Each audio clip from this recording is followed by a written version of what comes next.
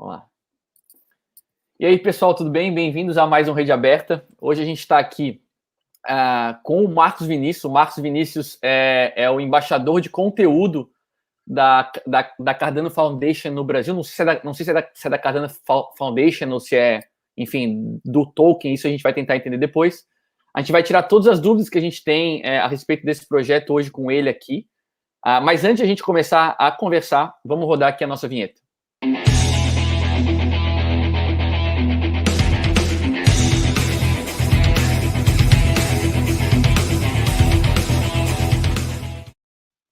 Então é isso, pessoal, bem-vindos todos aqui ao Rede Aberta. O Rede Aberta tem esse nome justamente porque é um programa que a gente se propõe a trazer todo mundo para a gente, enfim, compartilhar conteúdo educacional para que as pessoas possam investir nos ativos de maneira completamente autônoma.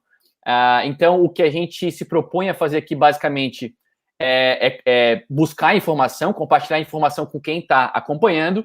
E aí, depois, a decisão de cada um se investe ou não é individual de cada um. Eu estou vendo o pessoal alvoroçado aí já. Tenham calma, rapazes. A gente está conversando aqui. A ideia é trazer conteúdo de qualidade, tá?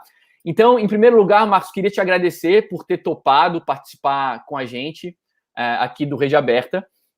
Eu queria que tu te apresentasse um pouco, falasse como tu entrou nesse mercado cripto, contasse um pouco da tua história, e depois como tu chegou até essa posição de fazer parte do time da Cardano no Brasil. Fica à vontade. Então, gente, eu comecei a pesquisar o mercado de cripto lá por volta de 2016, mais ou menos. Eu conheci o Bitcoin em 2014 e, na verdade, eu queria investir, né, em empresas de tecnologia e achava muito burocrático, muito difícil de comprar um termo numa corretora.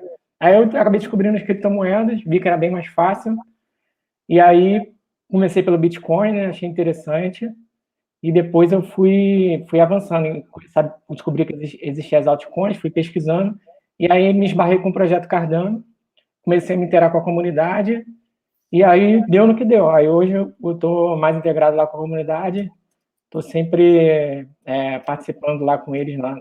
Comecei no grupo do Telegram deles, e aí venho trabalhando como embaixador.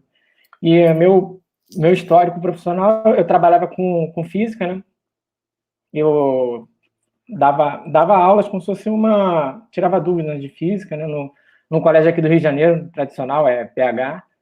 E aí fiz faculdade de economia, aí me formei, hoje trabalho no mercado financeiro e trabalho com esses bicos no setor cripto, né? Legal. Ô, Marcos, é importante a gente falar que boa parte das pessoas que estão aqui, que estão chegando aqui através da escola, são pessoas que não compreendem com muita profundidade tecnologia nem economia.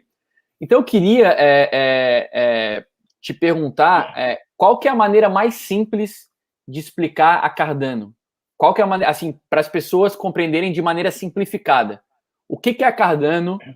O que é esse projeto? O que ele se propõe a fazer? Qual a utilidade que o token tem? Qual que é a maneira mais didática de explicar para as pessoas, para que as pessoas se convençam de que é algo interessante? Então, sempre que eu explico sobre o projeto Cardano, eu volto lá no Bitcoin. O que foi o Bitcoin? Teve aquela crise de 2008, que foi a crise subprime, né? Que é a crise das hipotecas podres, né? O que aconteceu? Tinham as hipotecas que eram financiamentos cuja garantia era um imóvel, a pessoa comprava um imóvel e a garantia era o próprio imóvel. E aí esses títulos de financiamento foram vendidos no mercado secundário e isso criou uma cadeia de vendas secundárias desse título, o que ocasionou a crise de 2008, que foi a crise subprime. Aí veio uma quebradeira de bancos, etc. Nisso, existia um grupo de discussão de e-mail criptográfico, né?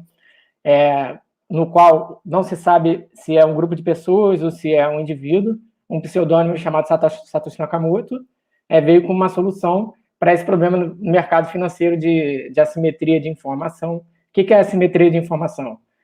Por exemplo, no título de uma hipoteca, você não sabe se o sujeito é um bom pagador ou não no mercado secundário, porque você está comprando um papel num local onde não foi a origem do financiamento, você não avaliou aquele mutuário. Então, você está com um papel que é arriscado.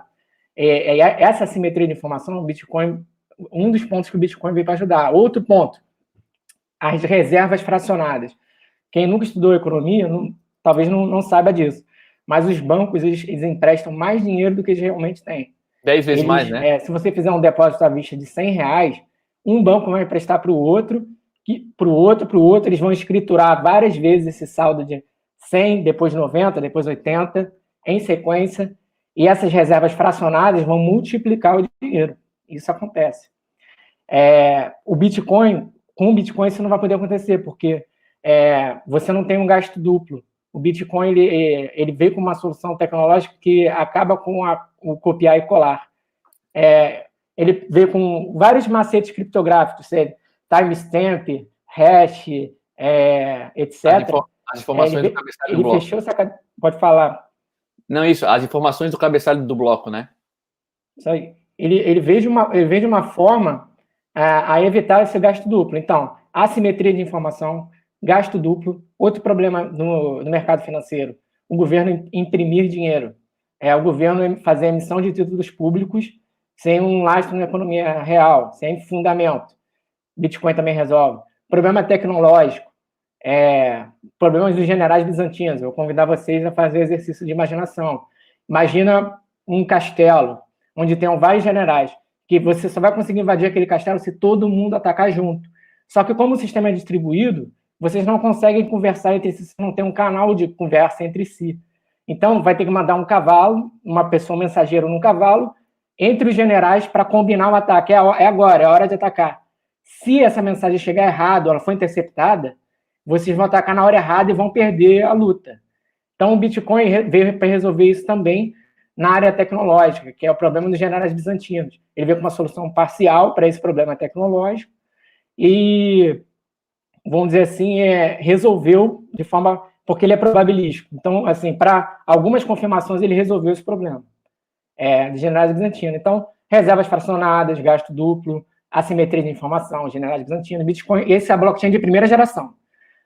A blockchain de segunda geração, que veio com o Vitalik Buterin, é a criação de contratos inteligentes. O que seria isso? São contratos auto-executáveis, já tinha no Bitcoin, mas ele veio de uma forma muito mais elaborada, veio como se fosse um computador gigantesco distribuído, tá? E as pessoas podem ter uma sintaxe em cima e construir contratos auto-executáveis, casamento, registro de imóveis, etc. Isso é a blockchain de segunda geração. Só que essa blockchain ela veio com muitos problemas. Escalabilidade, segurança, por exemplo. Na blockchain do Ethereum, teve o hack da DAO, onde dá uma organização descentralizada.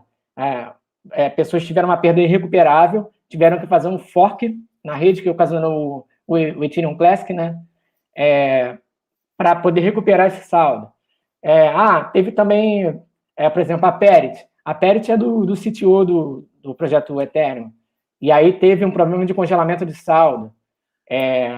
Escalabilidade. Teve um problema, eu estou falando do Ethereum, teve um problema na CryptoKits. A aplicação CryptoKits, o pessoal começou a usar uma aplicação descentralizada, realmente o objetivo dessa blockchain de segunda geração, mas não funcionou, porque o preço do gás aumentou, seria como se fosse o preço da tarifa do Bitcoin. Foi aumentando, as pessoas não conseguiram, a rede foi sobrecarregada. Então, outra coisa, governança. O projeto Ethereum, ele não tem a melhor governança possível. Vocês pensam assim, eles têm muito dinheiro para manter a governança e manter o projeto sustentável, mas esse dinheiro não é para o projeto Ethereum. Por exemplo, o ICO da EOS, 4 bilhões, não vai para os desenvolvedores da Ethereum. Ele vai para o projeto que está com o token ali representado, ele vai para a EOS. Então, assim, existem vários problemas para ser resolvidos nessa blockchain de segunda geração, que é o Ethereum. E aí veio a blockchain de terceira geração, que é o projeto Cardano, Waves, etc. Tem vários projetos por aí.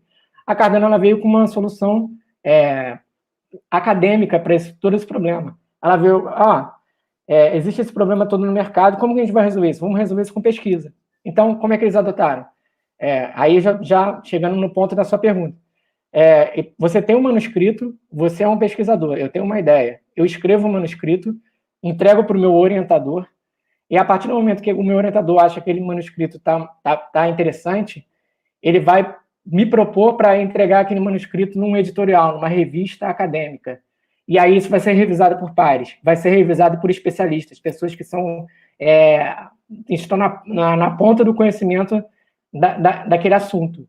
Então, a crítica vai ser a melhor possível. Então, você entrega, aí a partir do momento que isso for revisado, o manuscrito se transforma em um paper. E aí, a partir desse momento, a engenharia trabalha para colocar para dentro do projeto. Essa é a filosofia do projeto Cardano. Aí, com várias outras questões de projeto também, como sustentabilidade, escalabilidade, interoperabilidade, etc. Isso aí.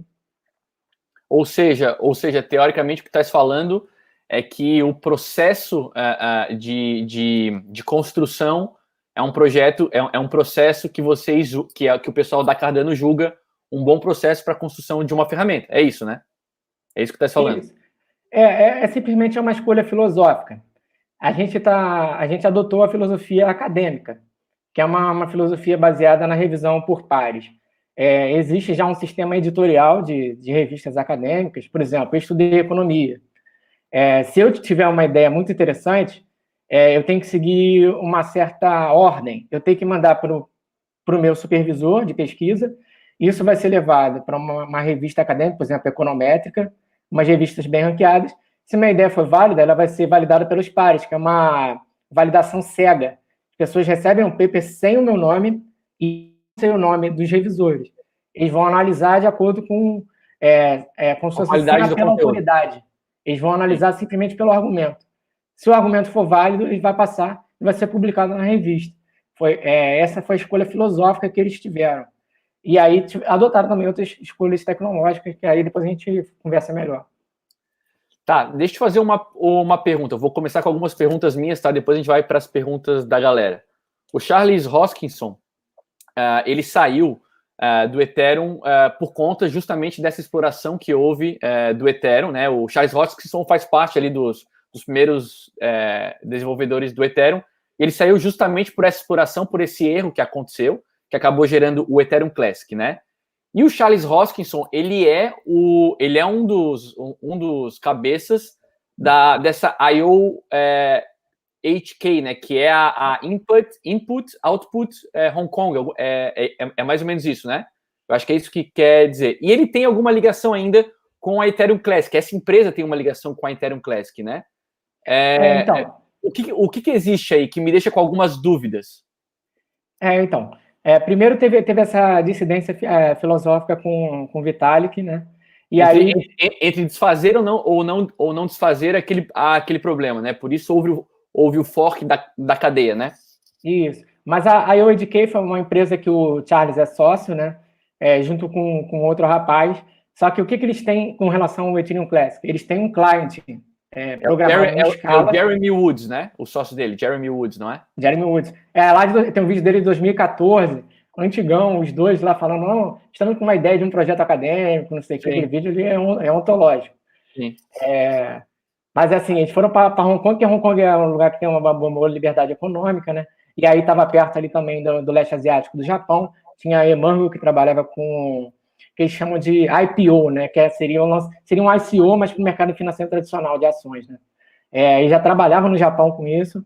E aí essa proximidade ali, vamos dizer assim, é uma das empresas fundadoras, né? Que são três empresas, entre aspas, né? Que é a Cardano Foundation, a IOEDK e a Emango.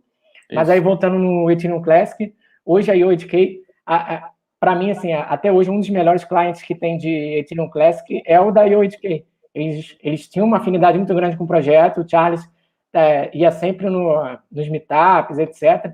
E a IOEDK, ela desenvolveu um client em escala. Inclusive, no início, esse client estava para ser integrado na Daedalus. Mas depois teve uma certa divergência.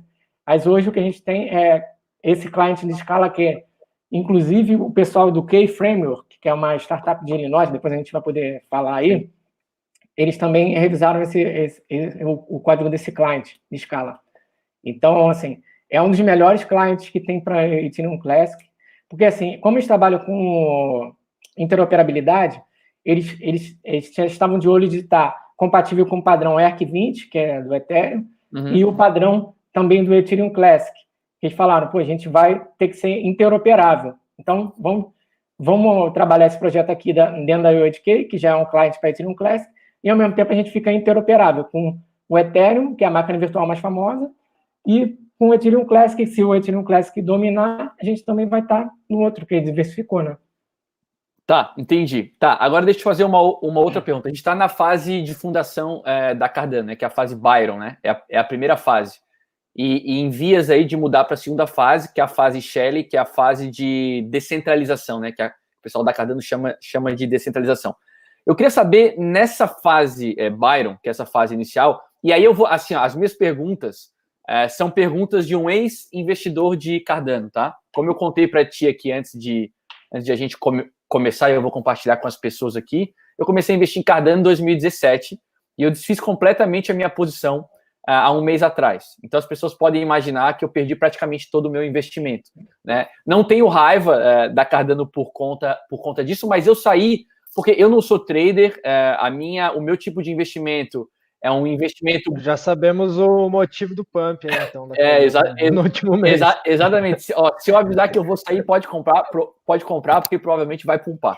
Mas, assim, eu não fico entrando e saindo de ativos, né? Eu entro à medida que eu faço pesquisas e que o projeto faz sentido para mim, e eu saio quando deixo de fazer isso. Isso aconteceu com o Steam, isso aconteceu com a Cardano agora, então nada contra, mas por eu ter saído há um mês atrás, eu quero aproveitar que eu estou contigo aqui para tirar algumas dúvidas, alguns dos motivos que me fizeram pular fora e que eu acho que podem ser dúvidas das pessoas que estão aqui. Então, na fase Byron, que é essa fase de fundação, que é a fase que a gente está hoje, e que a Cardano está presa há bastante tempo, uma das coisas que me chamava a atenção era o roadmap que existia, muito detalhado. Toda vez que alguém me perguntava por que eu investia em Cardano, eu falava, olha, me parece um dos projetos mais transparentes que existem. Eles têm um roadmap com todas as fases, tinha uma barrinha assim, que mostrava quanto cada fase tinha sido entregue, quanto faltava para entregar. Aquilo me passava bastante confiança.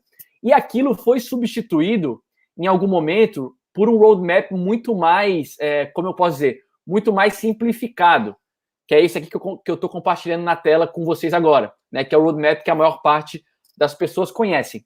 Eu queria saber por que esse roadmap foi mudado, tá? Porque para mim aquilo era importante. Quando aquele roadmap sumiu, quando ele foi substituído por esse roadmap muito bonito, mas menos detalhado, eu me senti inseguro como investidor. Eu não consegui encontrar mais. Pode ser que eu não soube procurar, mas eu não consegui encontrar mais em que etapa cada processo estava, a evolução de cada processo. Por que isso foi mudado? Essa é a minha pergunta. Então, e essa mudança, ela aconteceu um pouco depois daquele summit da IOHK do ano passado. Quem está no mercado vai se lembrar que teve um summit que se criou uma grande expectativa, que, se não me engano, foi em maio de 2019, onde houve o lançamento do Atala, a ideia do Atala, e houve também uma frustração no mercado que eles tinham precificado a saída da fase Shelley para aquele mês ali de maio de 2019. O mercado tinha precificado a saída da fase Shelley para aquela data ali, que não aconteceu. Então, o que aconteceu? Depois que teve esse IOHK Summit, a Cardano ela mudou a filosofia do roadmap. A gente tinha iniciado com um roadmap linear, com fases sequenciais e com, vamos dizer assim, datas rigorosas para a entrega das coisas. Exato. Aí o que aconteceu? Quando passou em maio de 2019 aquele summit, e aí teve um feedback da comunidade, a partir de, se não me engano, agosto, eles já lançaram esse site que vocês estão olhando aí. Então, não são mais fases lineares. Se você ver, as linhas estão com coincidências. Então, agora são fases paralelas. Elas são trabalhadas em paralelo, não mais em sequência, não é mais linear. Tá? Isso desde, se não me engano, agosto do ano passado. Tá? E outra coisa que mudou também foi a entrega, que era em datas rigorosas, e agora passou a ser um staging. O que é o staging? No Vale do Silício, por exemplo, Google, as empresas que estão sediadas lá no Vale do Silício, elas trabalham muito com staging, que é você criar uma característica, alguma implementação e testar para uma base pequena de usuários convidados, depois ir aumentando isso para um número de convidados maiores e para depois liberar isso para uma testnet beta, para depois liberar isso para a mainnet. Por que acontece isso? Porque as empresas de tecnologia modernas hoje não trabalham mais de forma linear. Elas trabalham testando para não danificar a base de usuários. Por exemplo, eu sou do Uber. Eu estou implementando aqui um pagamento NFC no Uber. Eu não vou colocar isso para todos os meus usuários no primeiro dia. Eu vou testar para uma base de convidados, uma base pequena, e aí eu vou aumentar. Essa é a filosofia vigente hoje no Vale do Silício. As empresas mais modernas estão atacando um problema assim. Então, depois de maio do ano passado, teve aquela frustração, o feedback da comunidade, e aí, quando foi em agosto, lançaram essa página que vocês estão olhando aí com fases paralelas, não mais linear, e também lançaram uma página que é muito importante a gente estar olhando, que é a Cardano Updates. Esse Cardano Updates mostra em tempo real as atualizações do projeto. E o volume de trabalho é gigantesco. Se você olhar o projeto Cardano, está sempre tendo o commit lá no GitHub. Então, para o meu entendimento, a mudança toda foi essa. Para mudar para stage, para rollout. Tanto é que agora teve uma transmissão ao vivo para falar sobre o rollout da fase Shelley. Então, vamos dizer assim, como vai ser o staging dessas características? Abriram para Family Friends, primeira fase da testnet, poucas pessoas que mostraram desempenho técnico grande na primeira testnet que teve agora com o Rewards, para depois abrir para mais pessoas nessa mesma testnet e para depois abrir a testnet para 100% dos usuários, entendeu? É dessa forma que eles estão trabalhando desde que eles mudaram esse roadmap, que foi por volta de agosto do ano passado. Assim, eu acho... Deixa eu só fazer uma pergunta, João, rapidinho. O Bitcoin, ele levou 10, 11 anos para chegar onde ele está, mas ele não teve uma arrecadação de fundos, né? Foi tudo iniciativa livre e pública, né? Sem um dinheiro. Até eu entendo a demora. Agora, como que um projeto como a Cardano, que teve um ICO, um levantamento de fundos de 3 anos, pelo que você falou, né? De 2014 a 2017, com dinheiro, né, para fazer as coisas acontecerem, está demorando tanto para entregar, assim, é alguma coisa de outro mundo, a blockchain da Cardano, é algo que precisa realmente tanto tempo para testar e verificar que está funcionando, ou o que foi alguma coisa que aconteceu com o time no início e trocou? Conta para mim, porque como eu te falei, eu não sei nada de Cardano, então é uma dúvida genuína minha. Então, em 2014, teve as ideias de fundação e a criação lá da empresa IOHK, né? De janeiro de 2015 a janeiro de 2017, foi a vigência do ICO, que foi em ballots lá a maioria ali foram papéis físicos vendidos no leste asiático, principalmente no Japão. De janeiro de 2015 a janeiro de 2017. Foram físicos, para quê? Para evitar que fossem baleias entrassem no mercado e dominassem praticamente toda a custódia de todas as moedas. Tá? Mas aí, voltando, no caso, a pergunta que você fez, por exemplo, sobre a demora na entrega. A arrecadação do ICO foi por volta de 60 milhões de dólares. Isso aí, no Vale do Silício, isso aí não paga nem, sei lá, 3 meses de salário de engenheiro de computação lá. Então, assim, você vê que, primeiramente, assim, o projeto ele tem uma escolha realmente filosófica dos desenvolvedores de acharem que aquilo está certo. Porque se fosse por essa tesouraria de 60 milhões de dólares, o projeto não estava entregando milhares de commits aí até hoje. E aí, por que da demora? O que eu vejo no projeto? Quando eles iniciaram esse projeto e eu fui pesquisar, a primeira coisa que eu achei é que engraçado, assim, poderia haver atrasos.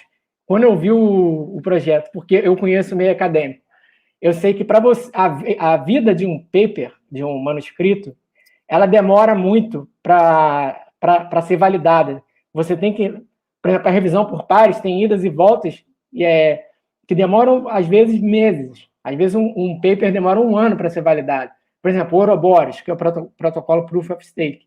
Ele foi validado numa conferência internacional de criptologia.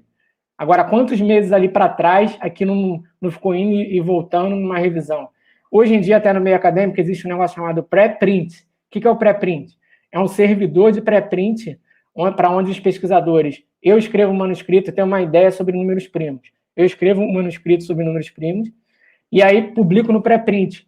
A comunidade acadêmica vai conseguir revisar o meu manuscrito sobre números primos antes que os revisores dos editoriais possam olhar. Então, assim, agiliza esse meio acadêmico, mas o meio acadêmico é um meio muito conservador, que ele em si já coloca muita areia nesse motor, entendeu? Vamos dizer assim, mesmo que a engenharia queira produzir as coisas rápido, se ela está produzindo algo que é validado por pares, ela tem que esperar a revisão por pares, porque senão você não sabe se aquele argumento é válido. Então, eu penso, tem um time de developers que faz toda essa curadoria do que é sugerido pelos outros developers? Pelo que eu entendi, ou não? Não, então, a empresa IOSK, ela tem já os papers todos, são hoje mais ou menos 70 papers, que são sempre revisados por pares. Quem vai... A curadoria é como se fosse assim, é até uma orientação filosófica, tanto é que não tem um white paper, ela tem uma declaração filosófica de ser acadêmica. Quem é o white paper da Cardano? São todos esses papers ao mesmo tempo. Esses papers que são o white paper do projeto Cardano. Então, para você, por exemplo, se você está querendo a revisão por pares, não é que nem, por exemplo, esses ICOs, por exemplo, ICO no Ethereum. O cara tinha uma ideia, produziu um paper que não era revisado por pares, era apenas um manuscrito, era só uma ideia que ele teve, e a maioria não deu em nada. Porque aquilo não é revisado por pares, não é rigoroso, vamos dizer assim. Mas, Marcos, mas eu acho também ser revisado seja lá por quem for, também não é garantia de que o negócio vai andar. Né? A gente sabe aí de grandes empresas que nasceram na garagem lá do Steve Jobs, do cara da Amazon lá, não tinha revisão. Assim, eu acho que é importante ter, claro, sem dúvida, para evitar que existam aí, como existem 6 mil projetos listados, que a maioria não vale porcaria nenhuma. É claro que para mim, como investidor, me deixa mais seguro saber que existe um processo para a validação das etapas, por exemplo. Mas isso também não é garantia de que o negócio vai andar. Eu acho que tu tens que ter equilíbrio, me parece, tá? Trazendo isso para o mundo das empresas tradicionais. Tu tens que ter equilíbrio para tu entregar um pouco das duas coisas se tu não consegue entregar uma delas, sabe? Esse atraso todo gerou muita insegurança nas pessoas. Naquele momento, eu me lembro, em 2017, Cardano é blockchain 3.0, é diferente de Bitcoin, é diferente de Ethereum, mas não sai. E aí eu até volto nesse tema do roadmap, que tu explicou ali o que aconteceu. Eu acho que a mudança para experimentação, para aquelas fases ali que elas são concomitantes, não exclui a possibilidade de manter aquele roadmap anterior que mostrava a etapa em que cada trabalho específico estava, sabe? Eu entendo o que tu falou, a gente viu aqui, que a metodologia não era aquilo, mas para mim, como investidor, quando eu deixei de ter aquela transparência com relação aos detalhes, aquilo me deixou inseguro. Eu acho que ter mudado isso que foi mudado, não precisava ter escondido, ter tirado do ar as etapas dos detalhes, entende? Na minha opinião, é claro que eu não tenho todas as informações, mas na minha opinião, como investidor, foi uma falha. E aí eu te digo mais, cara. Eu fui trainee da Leroy Merlin, primeiro programa de trainee da Leroy Merlin no Brasil, eu fiz parte. E tem uma coisa que eu falo para as pessoas que as pessoas às vezes não entendem, é que o especialista não consegue se pôr nos pés da pessoa comum. Eu me lembro que uma das primeiras coisas que eu aprendi lá era que quando tu ias montar uma exposição de um produto, tu precisavas descobrir a chave de entrada daquela exposição. O que era a chave de entrada daquela exposição? Qual que é a primeira pergunta que o cliente faz quando ele está procurando aquele produto? Porque se a pessoa que vai montar aquela exposição é o vendedor daquele produto, que é um especialista, ele não vai montar da maneira correta que o cliente procura. Porque o cara entende tanto daquele produto que a visão dele do negócio ela é muito técnica. Então, por exemplo, uma exposição de escada, Eu me lembro disso, tá? Isso aconteceu na prática, aconteceu comigo. Uma exposição de escada, o vendedor achava que a chave de entrada era a quantidade de degraus que a escada tinha. Ou seja, ele achava que o cliente procurava a escada pelo número de degraus que ela tinha. Então, ele montava a exposição das escadas, a escada com 2 degraus, com 3 degraus, com 4 degraus, e assim por diante. Quando foi feita uma pesquisa para saber qual que era a chave de entrada da coleção de escadas, a gente descobriu que a chave de entrada era a altura que a escada alcançava. Então, o cliente não queria saber quantos degraus a escada tinha. Ele queria saber qual era a altura que a escada alcançava. Então, a coleção era montada de acordo com a altura que a escada alcançava. Então, o que me parece... Por que eu estou falando isso tudo? O que me parece é que o time da Cardano é extremamente técnico, e aí eles não conseguem se colocar nos pés dos investidores. E aí, para mim, como investidor, eu fico inseguro. E por isso eu saí. Posso ter saído na hora errada, pode ser que daqui a... Eu vi alguém comentando aqui agora nos comentários que quem não tem Cardano hoje vai se arrepender, vai chorar depois. Pode ser. Só que eu acho que, como investidor, os caras não conseguiram me atender. Tem muita gente que está comprando Cardano simplesmente porque não tem informação suficiente sobre o projeto, por falta de informação. Não porque o cara está super informado. Isso vale para todos os ativos, tá? Vale para Cardano, vale para qualquer outro. Muita gente compra sem saber por que está comprando. Simplesmente repetindo a retórica de outros. Isso chama-se analfabetismo funcional. Quando tu simplesmente repete o que os outros falam, tu é um analfabeto funcional. Tu está investindo porque outras pessoas que tu acha que sabem mais do que tu estão falando que aquilo é um bom investimento. Isso, infelizmente, no mercado cripto é uma constante. 90% dos investidores investem dessa forma. A gente criou a Escola Cripto justamente para tentar explicar às pessoas que o investimento não deve ser feito dessa forma, porque senão tu tem um grande risco de te dar mal. Então, na minha opinião, a saída desse roadmap detalhado pode fazer sentido para os estudiosos, mas para mim, como investidor, foi uma grande falha, assim. Então, e eu acho que não é uma falha da Cardano, tá? Como a gente tem aqui pessoas que são investidores de Cardano, mas pessoas que investem em muitos outros ativos, eu acho que falta em alguns líderes de projeto se colocar nos pés dos investidores. E muitas vezes esses caras não conseguem se colocar nos pés dos investidores porque eles são especialistas demais. Então, para mim, essa mudança do roadmap foi uma falha. Poderiam ter acrescentado essa coisa de fases concomitantes, mas nunca poderiam ter tirado aquele roadmap detalhado, e isso foi o que me fez, foi um dos motivos que me fez desmontar minha posição em ADA. Então, quando aquele roadmap saiu, que tinha as porcentagens, e aí tópico por tópico ali, entrou esse do rollout. Só que o rollout ele não pode ser em porcentagem como era antes, por exemplo, de entrega por tópicos, porque ele é como se fosse um bleeding edge, que eles chamam. Ele é na ponta. Ele está sempre entrando com algo novo e é sempre testado em percentuais. Então você não pode ter um percentual de entrega bruto se você vai, vamos dizer assim, danificar a base total de usuários. Você não pode fazer isso. Você vai entregando aos poucos e essa fronteira é móvel. O problema é esse, essa fronteira é móvel. E ela vai se basear onde? Nos papers que são revisados. Mas eu entendo isso que você falou, por exemplo. Na própria academia existe esse problema dos acadêmicos se encastelarem e não sofrerem a crítica social, né? Que é aí que entra, por exemplo, na universidade, os programas de extensão, que é para... e o cara que está lá na ponta, o cara que está ali no chão da fábrica, qual é a opinião dele? Essa pessoa que entra na loja, a pessoa humilde lá que entra na loja, qual é a opinião dela? Exato. Isso é a extensão. Na universidade, isso é a extensão. Olha só, o Alan... Desculpa, fala. No projeto, eu acho que eles tiveram um entendimento desse viés, agora que eles contrataram uma nova empresa de marketing. E, assim, pelo lado técnico, eu acho que eles têm uma convicção muito grande, porque, por exemplo, o código deles é revisado pela startup de Illinois, Runtime Verification, que ela é a quem revisa os códigos da NASA. Já ganhou três contratos consecutivos com a NASA para revisar código. Revisa código da Boeing, revisa código de empresas que trabalham com sistemas críticos. O que são sistemas críticos? Tem que ter baixo índice de erro. Por exemplo, se você está num avião e aí um sistema falha, o outro falha, tem 30 falhas consecutivas, aquilo pode causar a queda do avião e a morte de todo mundo.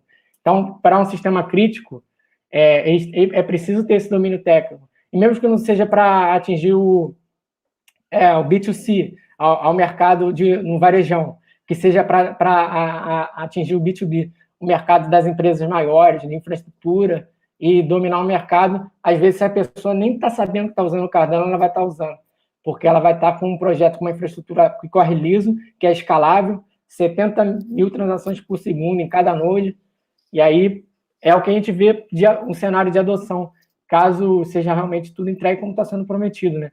E, inclusive, já está o reward já real, já desde o ano passado, então... Não, é uma teoria, assim, eu como investidor, eu acho que poderia, eu acho que as duas coisas poderiam existir, se não talvez da maneira que estava, de uma outra maneira. Até quero responder aqui o Alan sobre essa colocação dele. Ele fala que o site da Cardano tem mais informações dentre todas as outras criptos. Nesse caso, seu argumento está meio incoerente. Cara, estaria incoerente se eu investisse em muitos ativos. Eu hoje invisto em 4 ativos. A minha posição vem diminuindo, cada vez eu invisto em menos ativos, justamente porque eu sigo fazendo as minhas pesquisas e cada vez eu tenho menos segurança de investir em criptoativos. Então, eu concordo que o site da Cardano é um site que tem muita informação, mas eu acho que, assim, tem informação, né, não é suficiente para eu decidir me manter investido. Deixa eu fazer uma outra pergunta, Marcos. Sobre, a gente já falou, o Lalo falou ali de ICO, eu queria aproveitar para tocar nesse assunto, já que a gente está na fase Byron ainda, né? Por poucos dias, mas estamos na fase Byron ainda. Eu queria saber como está a distribuição dos tokens, tá? A gente sabe que foram arrecadados aproximadamente 60 milhões de dólares na ICO, que houve uma pré-venda na Ásia, parece que a maior parte no Japão. Eu queria entender quem são esses primeiros investidores, porque, por exemplo, eu sei que aproximadamente 5 bilhões dos tokens estão com entre Cardano Foundation, Emurgo, e a IOHK, né, que é do Charles Hoskinson e do Jeremy Wood. Eu sei também que 24 bilhões foram vendidos a 0,0024 centavos de dólar. Então, assim, para esses caras, o preço de hoje está excelente.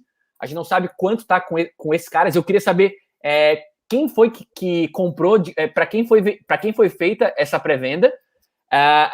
E a gente sabe que o Max Supply, eu tive uma informação um pouco dúbia. Eu vi num artigo de que o Max Supply é de 41 bilhões, mas no CoinMarketCap fala em 45 bilhões.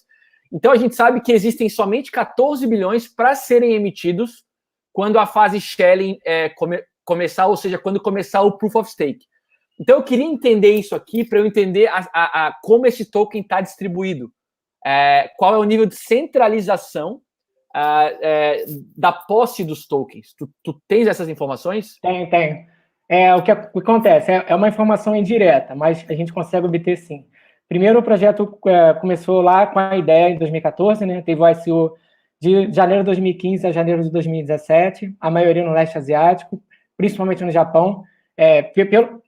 Pela questão da Emurgo já trabalhar com o mercado financeiro e eles fazerem a venda física de papéis para evitar que tivessem baleias, etc. E ter um KYC ali mais incisivo, né, com isso.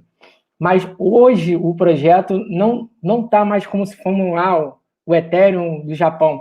Porque o que acontece? Quando você entra no domínio da Daedalus, por exemplo, e aí você olha o tráfego que está entrando ali de gente baixando a Daedalus, mais de 90% está nos Estados Unidos.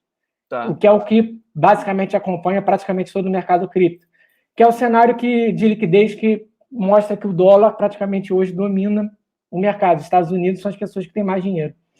E acabam, no mercado secundário, por mais que o ICO tenha começado no Japão, o mercado secundário as pessoas foram vendendo e acabou que ou os principais holders, ou as pessoas que mais transacionam ADA, pelo tráfego de acesso ao site da Daedalus, pelo Alexa, estatística da Amazon, etc., são nos Estados Unidos, praticamente. Então, assim, mas não é uma questão do projeto Cardano em si, é uma questão de lógica mesmo do mercado. simplesmente são as pessoas que têm mais dinheiro mesmo no mercado. Pois é, deixa eu te perguntar, esses 5 bilhões que estão com a Cardano Foundation, Emurgo e a Hong Kong, a empresa do Hoskinson e do Wood, isso faz parte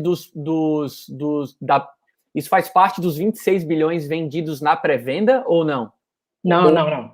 Eles então separado, deles é separado. Então, na pré-venda foram vendidos 26 bilhões e tem mais 5 bilhões com essas 3 empresas, é isso? 31 bilhões. Isso, 31 e pouco.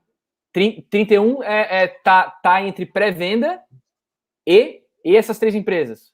Isso.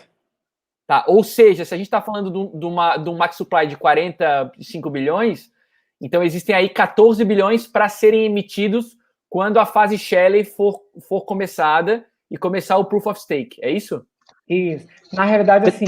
Tem algum lockup nesses tokens do time? Algum período de lockup ou já terminou? Eles já podem despejar no mercado ou tem algum lockup?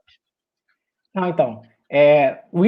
pelo contrato da IOHK, da Cardano Foundation, da Emurgo, eles só podem ter vamos dizer assim, um gasto que nem aquele contrato da Ripple, parcial, né? Você não pode ter um despejo. E ainda tem uma outra coisa, tem a tesouraria, por exemplo. Agora teve a fase de teste da ITN. Basicamente, as pessoas já têm uns 6 meses que elas estão fazendo stake de ADA. Isso também está entrando aí para essa oferta que vocês estão perguntando. As pessoas vêm fazendo stake e vai dar esse benefício real. Dia 3 de agosto, essas ADAs vão ser levadas para a mainnet. Então, vai entrar também nesse supply que vocês estão falando aí. E também está criando uma tesouraria. Então, isso tudo vai também pagar a comunidade. E até o final do contrato, por exemplo, a Cardano Foundation ela pode remunerar os seus gerentes, seus trabalhadores, utilizando esses fundos. Até porque, gente, 60 milhões de dólares, isso aí já não vai durar o tempo todo. Não, mas eles têm 5 bilhões de tokens multiplicado pelo valor de mercado, aí dá bem mais que isso, né? Dá. 60 milhões de dólares, mas o valor dolarizado já gastaram. O valor já gastaram. Agora sobrou só 5 bilhões de dólares quase, né? Aí. É um bocado de dinheiro, né? Então, assim, me parece, Marcos, posso estar enganado também, tá? Mas me parece que é uma parte muito grande do supply que está na mão de poucos, tá? Eu não tenho essa certeza, mas se a gente considerar que 26 bilhões foram pré-venda, mais 5 bilhões estão com 3 empresas, tem 14 bilhões do total de 45, tem aí 25% do supply total para ser distribuído através de Proof of Stake. Já que o Proof of Stake é distribuído proporcionalmente para quem faz stake, a distribuição vai ser feita basicamente para esses mesmos caras, ou não? Não, então, o que acontece? Por exemplo, a IOHK, ela já pensando nisso, quando teve a ITN, se você for procurar, ITN é essa testnet com rewards, tá? Você vê que um dos top nodes lá da ITN era da IOHK, só que eles estavam com taxa zerada. E desde o início, por exemplo, na mainnet Byron, que é essa mainnet que vocês usam para fazer transação financeira, eles sempre queimavam as taxas que eles ganhavam. Porque hoje, como o projeto é federado, ele é federado nessas 3 empresas. Sim. Então, os nós, praticamente todos, por exemplo, 9 nós estavam validando todas as transações. Você faz um saque da exchange, qual é o nó que vai validar essa transação se o projeto ainda não é distribuído? Seria um nó da IOHK, um desses 9. E essa taxa que tá saindo ali de transação? Ela era queimada nos 9 nós. Então, assim, desde o início da fase Byron, eles já estavam com essa preocupação desse conflito de interesse. E eles são 100% auditados, já foram auditados 2 vezes, tem um sistema de governança colegiada, decisão colegiada, inclusive quando sai a democracia líquida, parte do contrato diz que eles vão ter que obedecer essa democracia líquida. E aí as chaves para movimentar fundos vão estar nos votos das pessoas. Por exemplo, se uma maioria decidir fazer uma certa coisa, quem vai credenciar essa chave para mexer os fundos vai ser essa maioria, não vai ser uma pessoa que está controlando ali a tesouraria. Então, desde o começo, eles já queimavam as taxas das transações. Agora, na testnet, que já está há 6 meses funcionando, pagando reward, a taxa é zerada, os nodes da IOTK têm taxa zerada, inclusive eles pegam fundos para dinamizar as outras pools que não tem nada a ver com a IOTK. Então, não, mas tu concorda que se 75% do supply está concentrado na mão de poucos e vai passar para a fase share e ser proof of stake, quem tem ADA para fazer o stake são esses mesmos caras. Então, são eles que vão ser remunerados via... Claro, é óbvio que, assim, uma das coisas legais da Cardano, que eu até não coloquei nessa minha pesquisa agora, mas que eu me lembro de anteriormente, não sei se isso aí mudou ou não, é que tu não tens uma quantidade mínima para tu fazer stake como alguns projetos têm. A Ethereum, por exemplo, 32 Ethereums. Então, a Cardano sempre se valeu disso para dizer que é uma rede mais democrática, que tu pode fazer stake com a quantidade de ADAs que tu quiser. Tu não precisa ter 32 Ethereums, por exemplo. Só que se a gente considerar que 75% do supply, na verdade, praticamente todo o supply que existe hoje está na mão de poucos caras, são esses caras que vão fazer stake e são esses caras que vão ser remunerados pelo stake, proporcionalmente, porque o stake ele paga proporcionalmente a quantidade que tu tens em stake, certo? Então, vai ter o João, vai ter o Lalo, vai ter o Marcos fazendo stake lá com 10 mil Cardano, tá bom, mas eu vou receber um percentual muito pequeno. O grosso da remuneração para manter em stake vai estar na mão dos mesmos caras que tem a maior parte do supply hoje. Então, me parece um projeto que ele tem um alto nível de centralização. Outra coisa que a gente sempre fala, todo projeto tem um nível de centralização, inclusive o Bitcoin tem. De novo, porque numa necessidade de mudança de algoritmo, SHA-256, computador quântico, sei lá, uma situação imprevisível, precisa tomar uma decisão rápida, que poucas pessoas compreendem o que está acontecendo. A decisão vai ser tomada lá pelos desenvolvedores do Bitcoin Core, então existe um nível de centralização até para o Bitcoin. Isso é o Thiago Salem que fala, e ele tem toda a razão. Agora, alguns projetos, quando tu começa a pesquisar a fundo esses detalhes, eles parecem ter um nível de centralização muito alto, e eles se dizem descentralizados. E nesse caso, por exemplo, para mim, a Cardano se diz descentralizada porque eu, com 10 ADAs, vou poder fazer stake. Mas quando tu observas que quase todo o supply hoje está na mão de poucos caras e que o stake... Não, então, aí que eu não concordo muito, porque assim, por exemplo, de 5 bilhões para 21, é como se fosse um quinto, que seria 20%, que estaria nessas três... Mas 5 bilhões está com esses caras. 26 bilhões foi pré-venda. Não, mas é pré-venda no ICO por papel e sem baleias, porque eles fizeram praticamente tudo auditado lá no Japão. E aí, isso na venda primária, né? Porque, como eu falei, na venda da secundária, já praticamente isso já diluiu já para os Estados Unidos, que é o que ocorre com a maioria dos projetos. Pois é, desses 26 bilhões, quanto foi venda pública? Não pré-venda. Porque assim, pré-venda não entra sardinha. Eu participei de várias ICOs. Em 2017, o Lalo vai lembrar, e se tu estava lá, tu vai lembrar também. Pré-venda, private sale ou pre-sale, não é para o varejo, não é. Pelo menos nunca foi. Eu participei de mais de 20 ICOs e nunca foi. Então, quanto por cento desses 26 bilhões foi venda pública? Ou seja, se eu quisesse comprar 10 ADAs, eu poderia, tu sabe? Então, a venda do ICO lá no Japão, no leste asiático, foi pública. Tanto que é IPO, olha a palavra que começa, IPO Public Offering, né? Então, as pessoas poderiam comprar, por exemplo, acho que, se não me engano, tinha um ticket a partir de $200, tinha um ticket de $400. Você comprava, e tanto quem está no mercado já há muito tempo vai se lembrar que na Daedalus tinha um buraquinho lá para você resgatar esses papéis.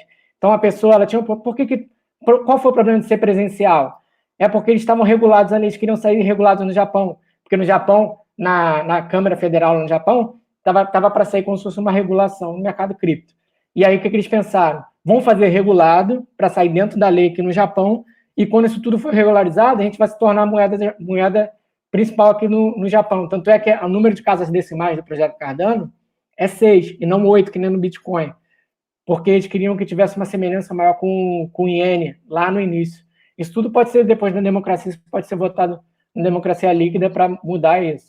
Mas o que eu te digo os tickets não eram altos, foram numerosos, foram bastante gente, isso foi auditado, e eles fizeram com a intenção de ser auditado, para depois poder ter isso regulado lá Mas isso, por exemplo, é público? Eu consigo verificar isso hoje de alguma maneira? Existe algum lugar onde eu consiga ver como foi essa venda durante a... Gênesis, a página, acho que é Gênesis Cardano, que ela vai mostrar como que foi a venda, foi, se não me engano, em 4 baterias de venda que eles fizeram, e aí mostra lá a arrecadação total, a última coluna, a última linha, vai estar lá, 60 e poucos milhões de dólares foram arrecadados, e aí os papéis, existe até um número de pessoas para quem foi vendido. E isso tudo depois foi auditado, e agora que a empresa mudou de sede para a Suíça, foi auditado de novo. Já foi auditado várias vezes por empresas diferentes, em jurisdições diferentes. Agora, por exemplo, a IODK saiu de Hong Kong e foi para os Estados Unidos. Vai ser auditado em outra jurisdição. Então, várias pessoas diferentes, com auditorias diferentes sobre os mesmos papéis, com certeza vão chegar à mesma conclusão de que ela foi vendida para várias pessoas nessa, vamos dizer assim, pré-venda. Mas o problema da gente que várias pessoas é relativo, né? Várias pessoas quantas? Né? A quantidade total, eu lembro que num ballot teve 40 mil pessoas. Eu gostaria que a Cardano tivesse nesse site aqui, ó. Esse site chama Flipside, tá? E ele mostra a movimentação dos ativos entre corretoras, top movers, escrows, foundation. E infelizmente tem poucos ativos listados aqui, ó, como vocês podem ver. Mas eu gostaria de ter essa informação sobre a Cardano, porque é outra informação que me deixou... Essa coisa do supply é outra coisa que me deixou bastante inseguro. Mas sim, beleza. Vamos mudar de assunto. Vamos andar, tá. Eu quero entender qual que é a utilidade do token ADA. Calma aí, Lalo, calma aí. Não, então, isso é outra coisa importantíssima que é outro motivo da minha insegurança. Olha só, a Cardano, ela basicamente separa, né? Ela fala que ela é uma blockchain 3.0, porque ela possui um layer de liquidação e um layer computacional, né?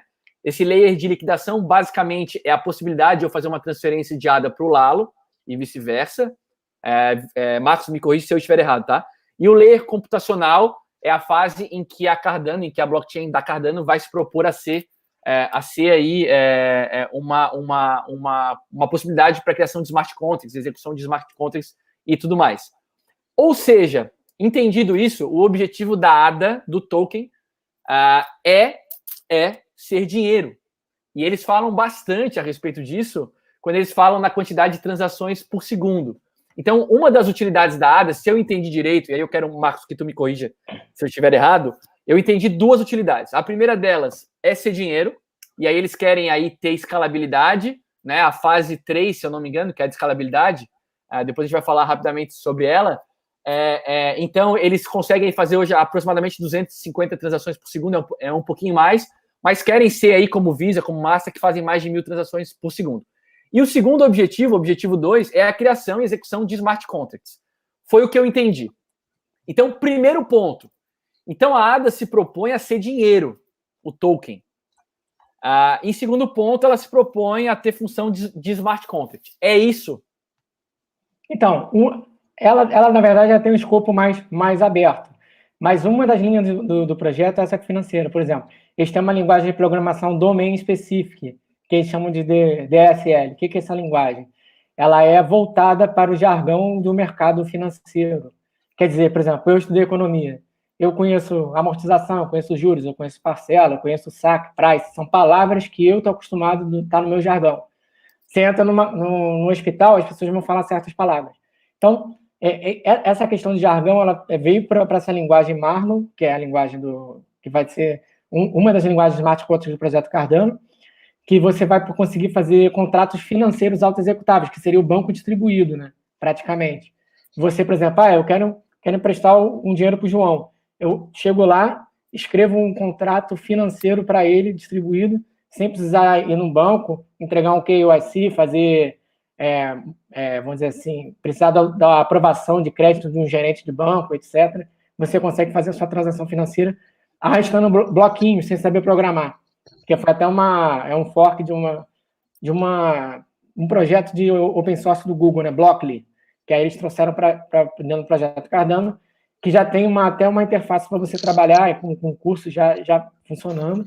Eles só querem ter a descentralização do projeto para depois lançar essa fase Google, que é de Smart Contracts, sendo uma das linguagens de Smart Contracts Marlowe, que é voltada para contratos financeiros, nas palavras que a gente do mercado financeiro conhece, e tem uma outra que é inspirada em Haskell, que é voltada para ter um desempenho melhor, que você é turning complete, né? Que você pode fazer o que você até onde for a sua imaginação, né? Você vai poder escrever, por exemplo, contratos de cartório, casamento, etc., utilizando essa linguagem, vou dizer, não financeira, que seria Plutus, que é uma linguagem inspirada em Haskell. Eles trouxeram. O projeto, quem viu o projeto começar, sabe que ele começou com mais de 30 PhDs, e aí veio um cara que é, inclusive, da história da computação, que é o Philip Wedler, que ele é um dos cofundadores da linguagem Haskell. Um cara que veio para dentro do projeto e vai entrar nessa parte de smart contracts. Então, saindo a fase agora, fase Shelley, vai entrar a fase Guggen, e eu acredito que também a interoperabilidade entre junto, porque março do ano passado o Charles fez um AMA, e aí ele falou, quando sair a fase Shelley, a fase Guggen e interoperabilidade, o que é interoperabilidade? Sidechains, conversar com frequências de blocos, por exemplo, Bitcoin, o bloco é 10 minutos, a Ethereum, sei lá, 15 segundos. Aí você vai fazer tudo isso conversar em sidechains. Vamos dizer assim, para você não competir, não partir para o invés de competir, mas simplesmente fazer o ecossistema conversar com outras soluções, né? Cara, então, assim, basicamente, assim, para resumir, a Cardano quer substituir Ethereum e Bitcoin ao mesmo tempo. É isso? É isso, né? Porque, assim, se a ADA se propõe a ser moeda, que para mim, sinceramente, tá? Para mim isso é um problema. Porque para isso existe Bitcoin, cara. Na minha opinião, eu não sou maximalista, eu olho para outros projetos, mas eu não vejo a mínima possibilidade de alguma coisa substituir o Bitcoin nesse papel. E se o token da ADA, se um dos objetivos é esse, eu acho um problema, assim, porque o Ethereum, por exemplo, na minha opinião, por mais que algumas pessoas entendam que o Ethereum se propõe a ser dinheiro, o token do Ether, para mim não é. Para mim nunca foi. O Vitalik às vezes dá umas declarações aí que ele dá a entender também que é.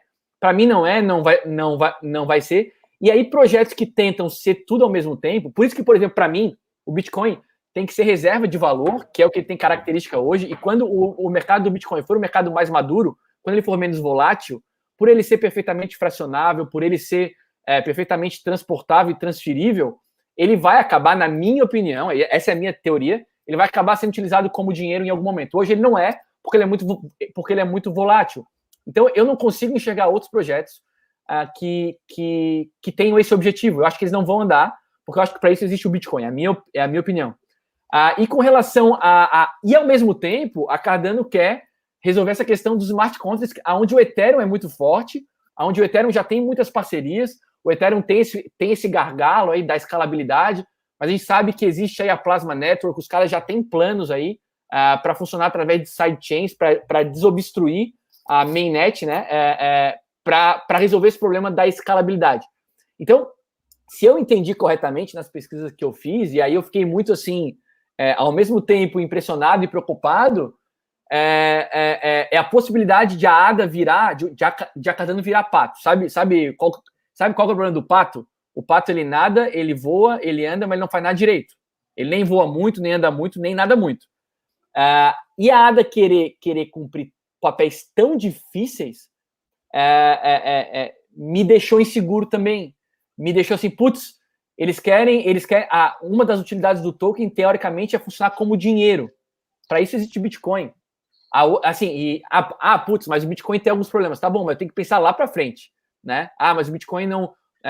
para eu transacionar, para eu pagar um cafezinho hoje, ele não serve. Mas calma, o Bitcoin ele vai se desenvolver também. E ao mesmo tempo ele quer dar um bypass no Ethereum também. Não é muita coisa para um projeto só. Tu realmente acreditas que os caras podem entregar uma meta tão audaciosa, tão ambiciosa? Eu acho que eles vão fazer uma brincadeira aqui, posso fazer? No ritmo Fala. Que vai a Cardano, eles vão conseguir lá em 2100, mais ou menos. Brincadeira.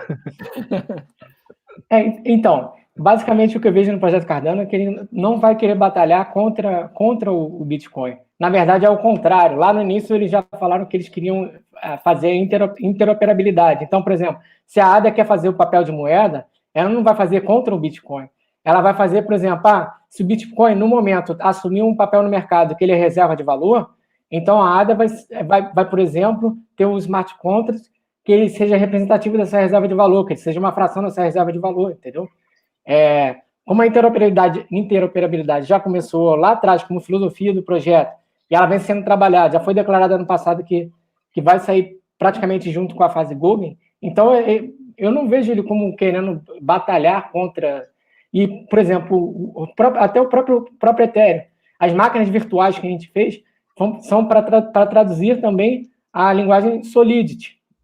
Então, vamos dizer assim, a gente não está nadando contra a corrente do mercado.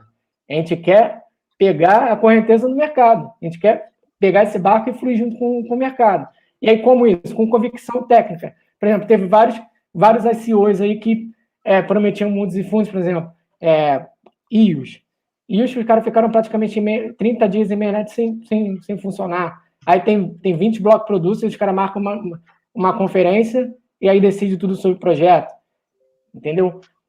Hoje, como a gente vai estar planejando uma democracia líquida, então a governança ela vai ser resolvida pela tesouraria, vai ser resolvida por jogos econômicos. Por exemplo, equilíbrio de Nash, se é um jogo competitivo, vai ser equilíbrio de Nash com incentivos econômicos. O mesmo equilíbrio, por exemplo, do Bitcoin.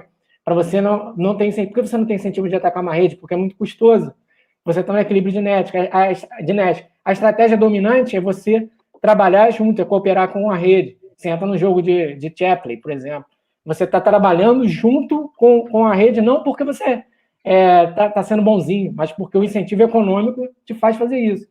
Inclusive, no projeto Cardano, eles trabalharam também essa parte de teoria dos jogos. Estou sendo um cara de Cambridge. Então, eles não estão jogando... O jogo não é 100% competitivo.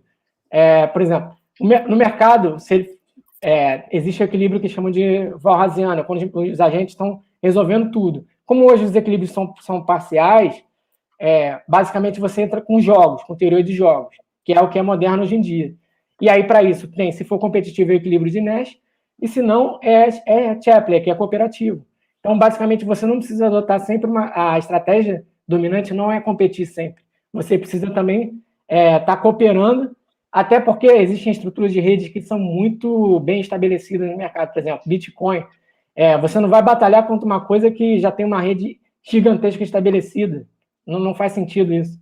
É melhor você estar trabalhando junto. Você usar ele como reserva de valor no contrato auto-executável. Entendeu? Basicamente... porque aí tu estás assumindo que o Bitcoin ele só vai servir como reserva de valor, entendeu? Eu acho que o Bitcoin futuramente, com a maturidade do mercado, eu acho que ele pode assumir, eu acho que ele vai assumir função de, enfim, quando a gente estiver falando de Satoshi, de milli-Satoshi, não mais em Bitcoin, eu acho que ele vai assumir papel de dinheiro. É a minha opinião. Claro, pode não acontecer, mas é a minha opinião. Deixa eu te fazer a Cardano tem uma fronteira móvel, ela pode acompanhar essas mudanças. Mas aí a gente vai ter várias moedas, assim, é igual, eu vou ter uma moeda para comprar peixe, eu vou ter uma moeda para comprar pão.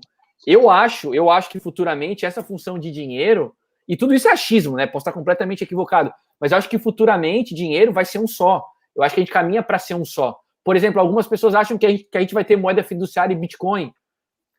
Eu tô olhando bem lá na frente, tá? Não tô olhando para daqui a 5 anos. Eu acho que lá na frente, a gente tá falando de 20, 30 anos, eu acho que vai ter uma coisa só. A gente não vai mais ter essa coisa de moeda por região, moeda geográfica, e eu acho que o Bitcoin, eu acho que quando a rede do Bitcoin alcançar uma maturidade, né, quando a quantidade de ativos estiver mais distribuída, quando a recompensa, né, à medida que os halvings vão acontecendo, que a recompensa vai diminuindo, a gente tem um poder vendedor maior, né, então vai ter mais gente comprando e tal. Eu acho que quando chegar nesse momento, eu espero que chegue nesse momento, o Bitcoin vai ser utilizado como dinheiro. Satoshi vai ser dinheiro, entendeu?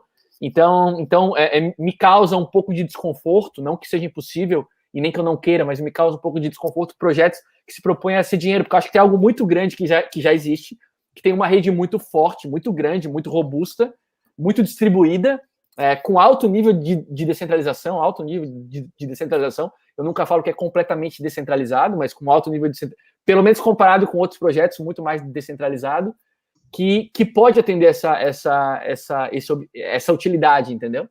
Então, por isso que eu fico assim, em dúvida, mas os caras querem ser dinheiro. Pode falar. Mas, por exemplo, o que eu vejo hoje do Bitcoin, por exemplo, tem os mineradores, as pools de mineração, as ASICs, que são essas fábricas aí gigantescas que estão consumindo muita energia.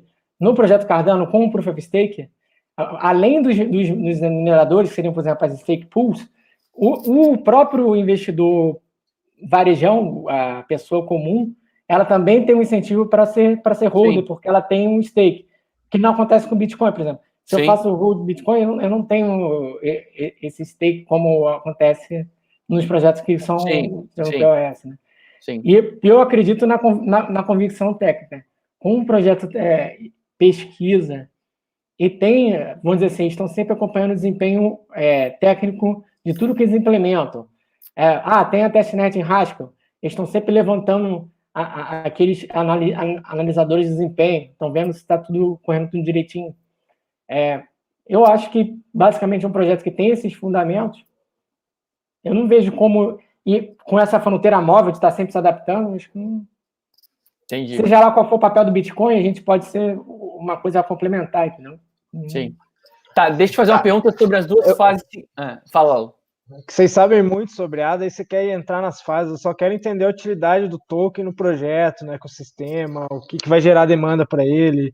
Porque o pessoal aí está falando, eu invisto, mas o token da ADA dá para ser visto como um investimento, porque se ele é um token utilitário, ele seria para usar o sistema, né, que vocês estão criando. Porque assim, é uma coisa que a gente estava falando ontem, até no escritório, foi ontem, eu acho, que a gente conversou, não é porque o token tem uma utilidade numa plataforma que ele é um bom investimento, né? Vai haver demanda por ele? Qual é a demanda que vai existir pelo token da ADA? Assim? E quando houver essa demanda, será que os caras vão buscar nas exchanges ou vão buscar direto com 5 bilhões que está com as empresas ou com as outras empresas que tem? Esse tipo de coisa que eu procuro saber também. Eu acho que a demanda é basicamente essa demanda reprimida das aplicações descentralizadas, por exemplo, que a gente teve com o Ethereum, por exemplo, com EOS, todos aqueles ICOs que não deram certo, por exemplo, o ICOs no projeto Cardano tem um plano de ter um acompanhamento com prestação de contas automáticas em contrato, com a sintaxe analisada lá para runtime verification, por exemplo. Teve aquele smart contract que até não sou nem eu, Charlie Lee.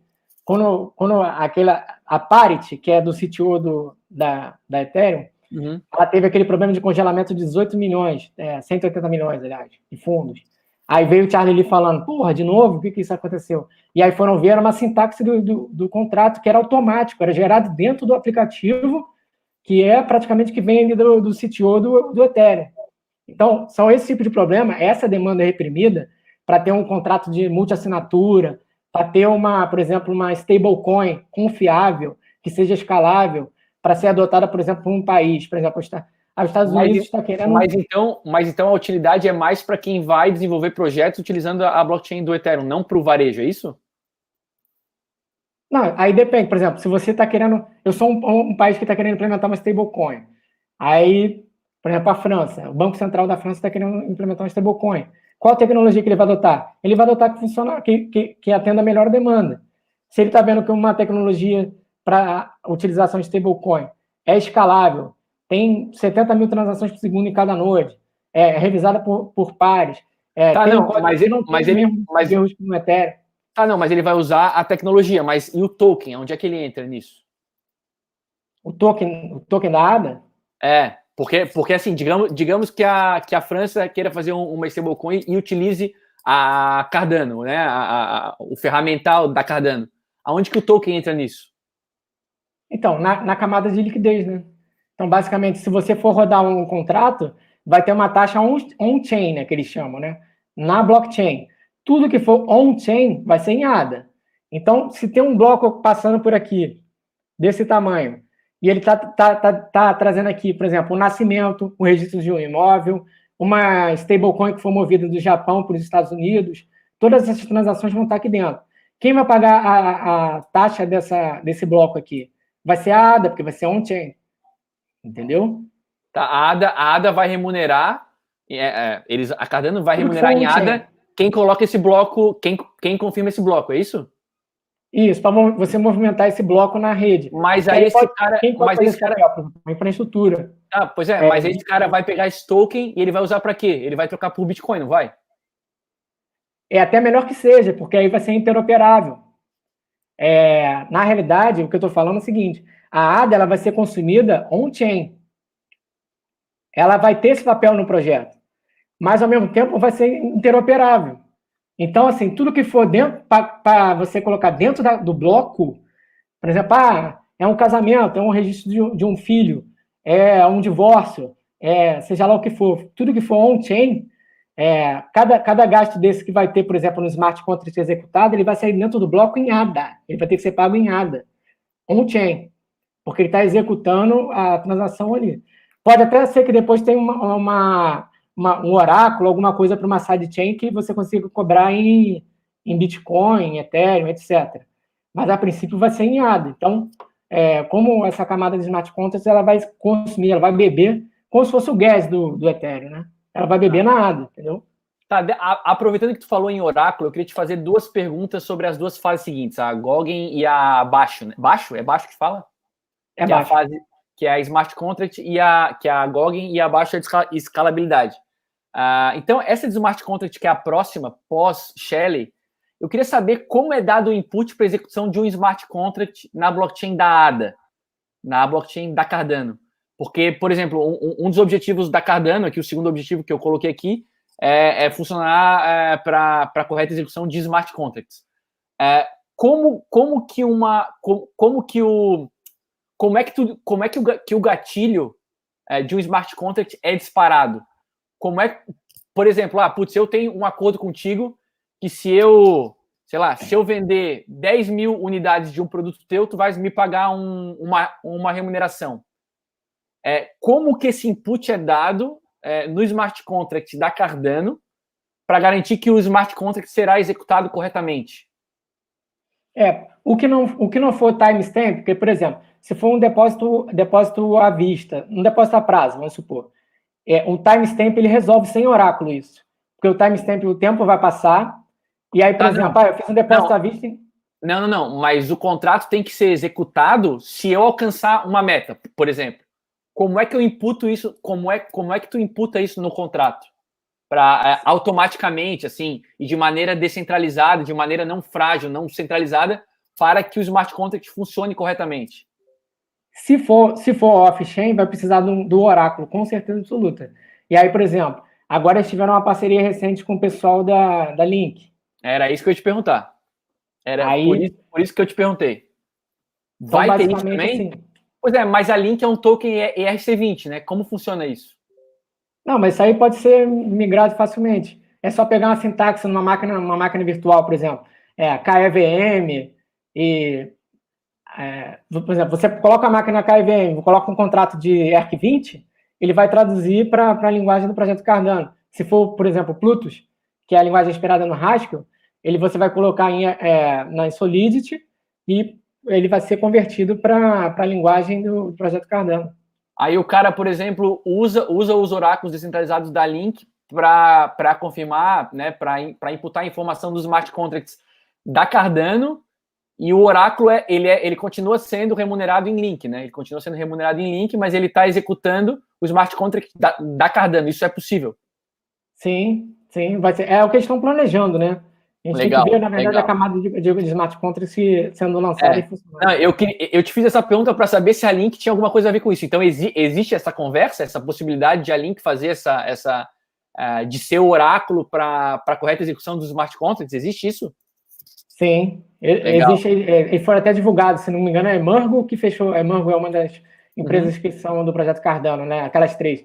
Aí eu indiquei Cardano Foundation e Emurgo. A Emurgo que está, vamos dizer, pivotando essa parceria com o pessoal da Chainlink.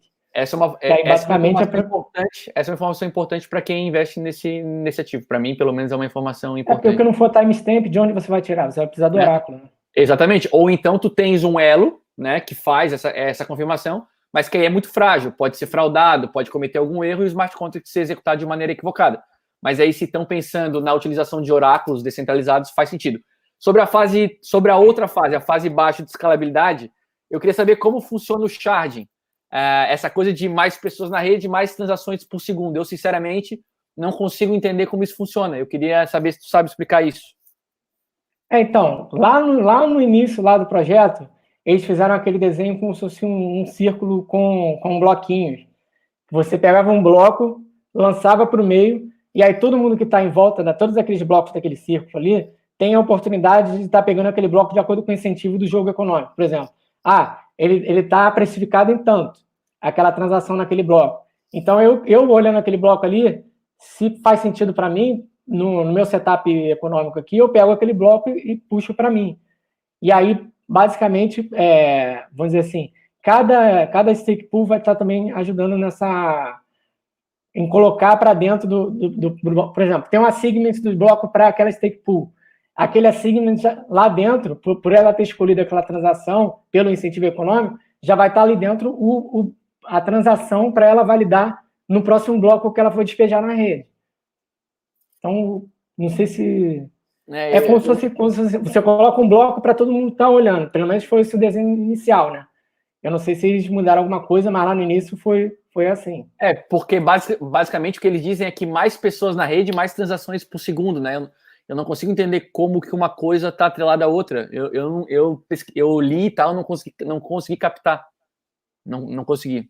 Não consegui entender muito bem, que é o shard, né? Que é o que muita gente fala, né? Mas, enfim, é algo que a gente pode pesquisar mais a respeito. Deixa eu fazer uma outra pergunta. Eu queria falar antes da sua pergunta aí, João, rapidinho, para todo o pessoal que está brigando aí no chat, galera. A gente está perguntando mesmo para a gente entender o projeto, Exato. Tirar dúvidas. Não é um ataque, não é para... Ninguém está torcendo contra o projeto, não. Muito pelo contrário, a gente torce para que todos os projetos deem certo, porque a gente precisa de projetos dando certo no mercado para eles consolidar cada vez mais, né? Não, e aproveitando aí todo mundo que tá brabo, já clica no like aí, dá um soco no like aí, pode socar a mão no like aí que a gente gosta, então segue o baile aí, João. E a gente sempre fala também, para quem tá... Eu não tô acompanhando os comentários do pessoal aqui, tá? Eu tô tentando focar no Marcos, mas assim, a gente torce que outros projetos deem certo, porque, putz, existem lá 8 mil projetos, né? E aí a gente sabe que 99% é lixo, né?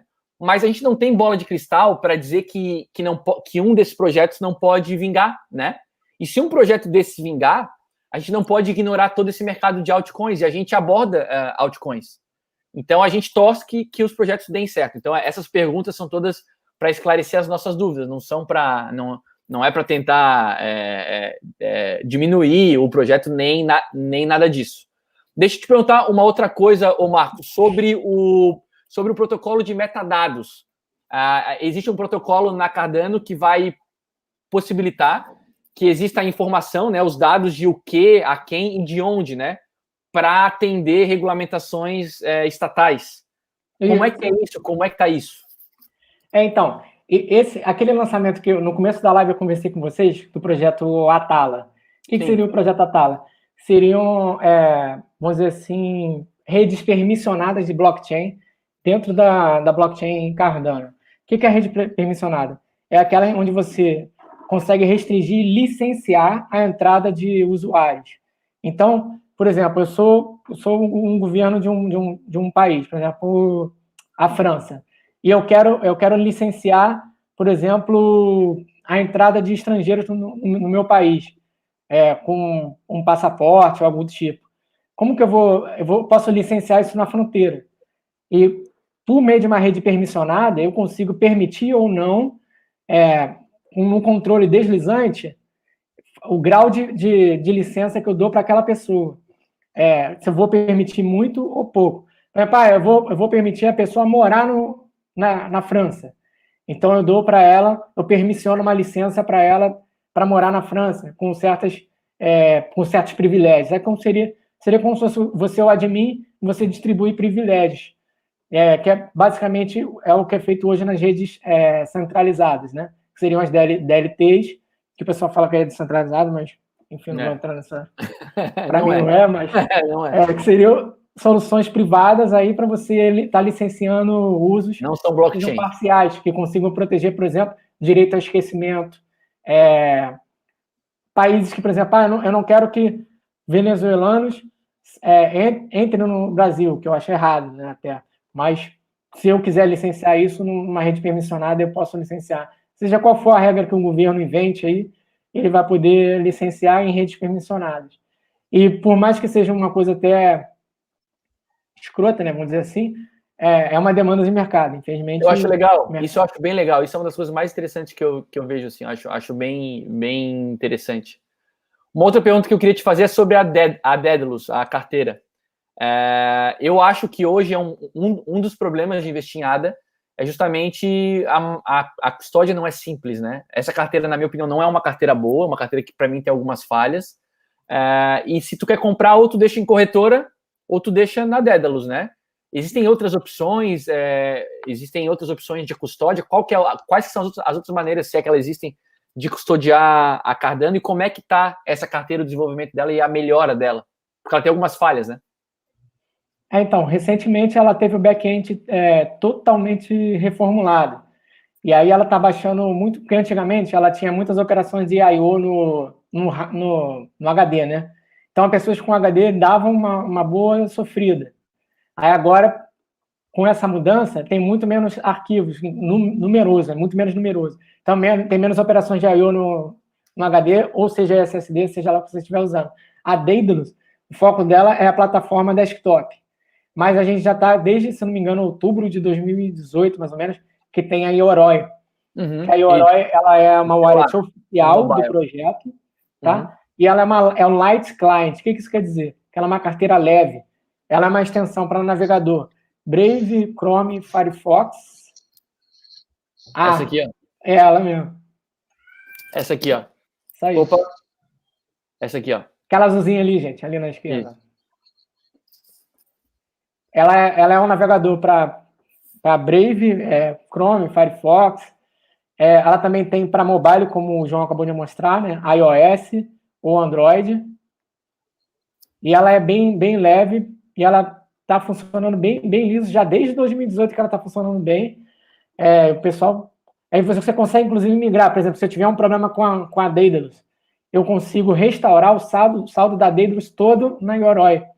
Eu não consigo mais acessar minha Daedalus. Você pega as suas palavras e restaura ela na Yoroi. Você pode fazer paper wallet na Yoroi. E como ela, por exemplo, no navegador, ela funciona no Sandbox, que é como se fosse um sistema operacional, Linux miniatura dentro do seu navegador. Ela proporciona um nível bom de segurança. Claro, cada wallet tem os seus vetores para problema de segurança, até mesmo o hardware wallet. Mas se você tiver um setup limpo, não vai ter problema nenhum com a utilização. Tanto da Daedalus, e hoje a Yoroi, a Daedalus, e hoje a Daedalus está bem com desempenho bem melhor com reformulação no back-end, inclusive em Haskell agora. E ela tem agora também para você testar, tem Flight, tem uma característica Flight na Daedalus que você consegue testar um protocolo que está sendo, vamos dizer, em testnet agora no projeto Cardano. Tá pumpando aí, ó. Estamos fazendo pumpar aí, a turma tá comprando. Vamos agora, 1h22. O pessoal tá pedindo pra gente dar uma atenção para a pergunta da galera. A gente tá tentando ver as perguntas, mas tem muita discussão à toa aí que vocês estão fazendo, então vamos agora para as perguntas se perdem. Essa pergunta é uma pergunta boa. Outros tokens podem surgir em cima da rede Cardano, assim como na rede Ethereum? Porque a gente sabe que existe o objetivo de ser uma plataforma de dApps também, né? Explica um pouquinho isso. Pode surgir, inclusive até a intenção, porque lá no começo do projeto já tinha isso designado no roadmap, que era ter ICOs mais estruturados, para não ter essa enganação que teve de a gente entrar em vários ICOs e ter problema de prestação de contas. Então, a prestação de contas automatizada dentro do próprio contrato padrão de ICO, revisado pela Runtime Verification, de que não vai ter problema na emissão desses tokens de ICO, como ocorreu também no Ethereum, aí numa outra ocasião. Então, assim, é foco sim também dar essa oportunidade, inclusive com prestação de contas já dentro, automatizada ali no próprio layout do contrato inteligente da Cardano. E não para o desenvolvedor inventar, já vai ser no próprio modelo, no layout, com a prestação de contas. O que é prestação de contas? Eu fiz um ICO, esse ICO é para construir uma ponte. Aí, eu fiz a metade da ponte, então eu vou lá, mando vídeo, mando uma foto, mostro que eu fiz a metade da ponte. E aí, os interessados que compraram aquele SEO liberam a verba para a segunda etapa do projeto. Essa que é a prestação de conta automatizada no layout e com código revisado pela mesma empresa que revisa o código da NASA, da Boeing, etc. Pessoal, perguntas, aproveitem e botem as perguntas agora aqui nos comentários, que é a hora que a gente vai responder, que a gente vai botar para o Marcos responder. O Frederico perguntou como é o sistema de mineração da ADA. Não é mineração, né? É Proof of Stake, então vai mudar aí na fase Shell, no lançamento da fase Shell, se eu não me engano é dia 29 de julho, é isso, Marcos? Como é que tá isso? Então, 29 de julho é o hard fork, né, para a fase Shell. Então, basicamente, é a data que o projeto está batalhando para cumprir, né? E ali, tecnicamente, já vai ser a fase Shell, porque o código anterior já vai ser abandonado. Eles têm como se fosse um interruptor, que quando bate na... Eles vão trabalhando em percentual, né? Está aqui, 70% cumprido, 80%, 90%, e ao mesmo tempo a outra já está funcionando. Então, quando essa daqui sair, não tem imprevisto, porque ele já sabe que a outra está funcionando. No mesmo node, a de cima já está funcionando. Que é o que eles fizeram com o Ouroboros BFT, por exemplo, que é o protocolo Proof of Stake do projeto Cardano. Vai ter que fazer swap das moedas? Oi? Vai ter que fazer um swap das moedas para o mainnet ou não? Não, vai ser automático. Vai ser automático. Você só vai ter que baixar uma outra aplicação. Eu tenho uma Paper Wallet.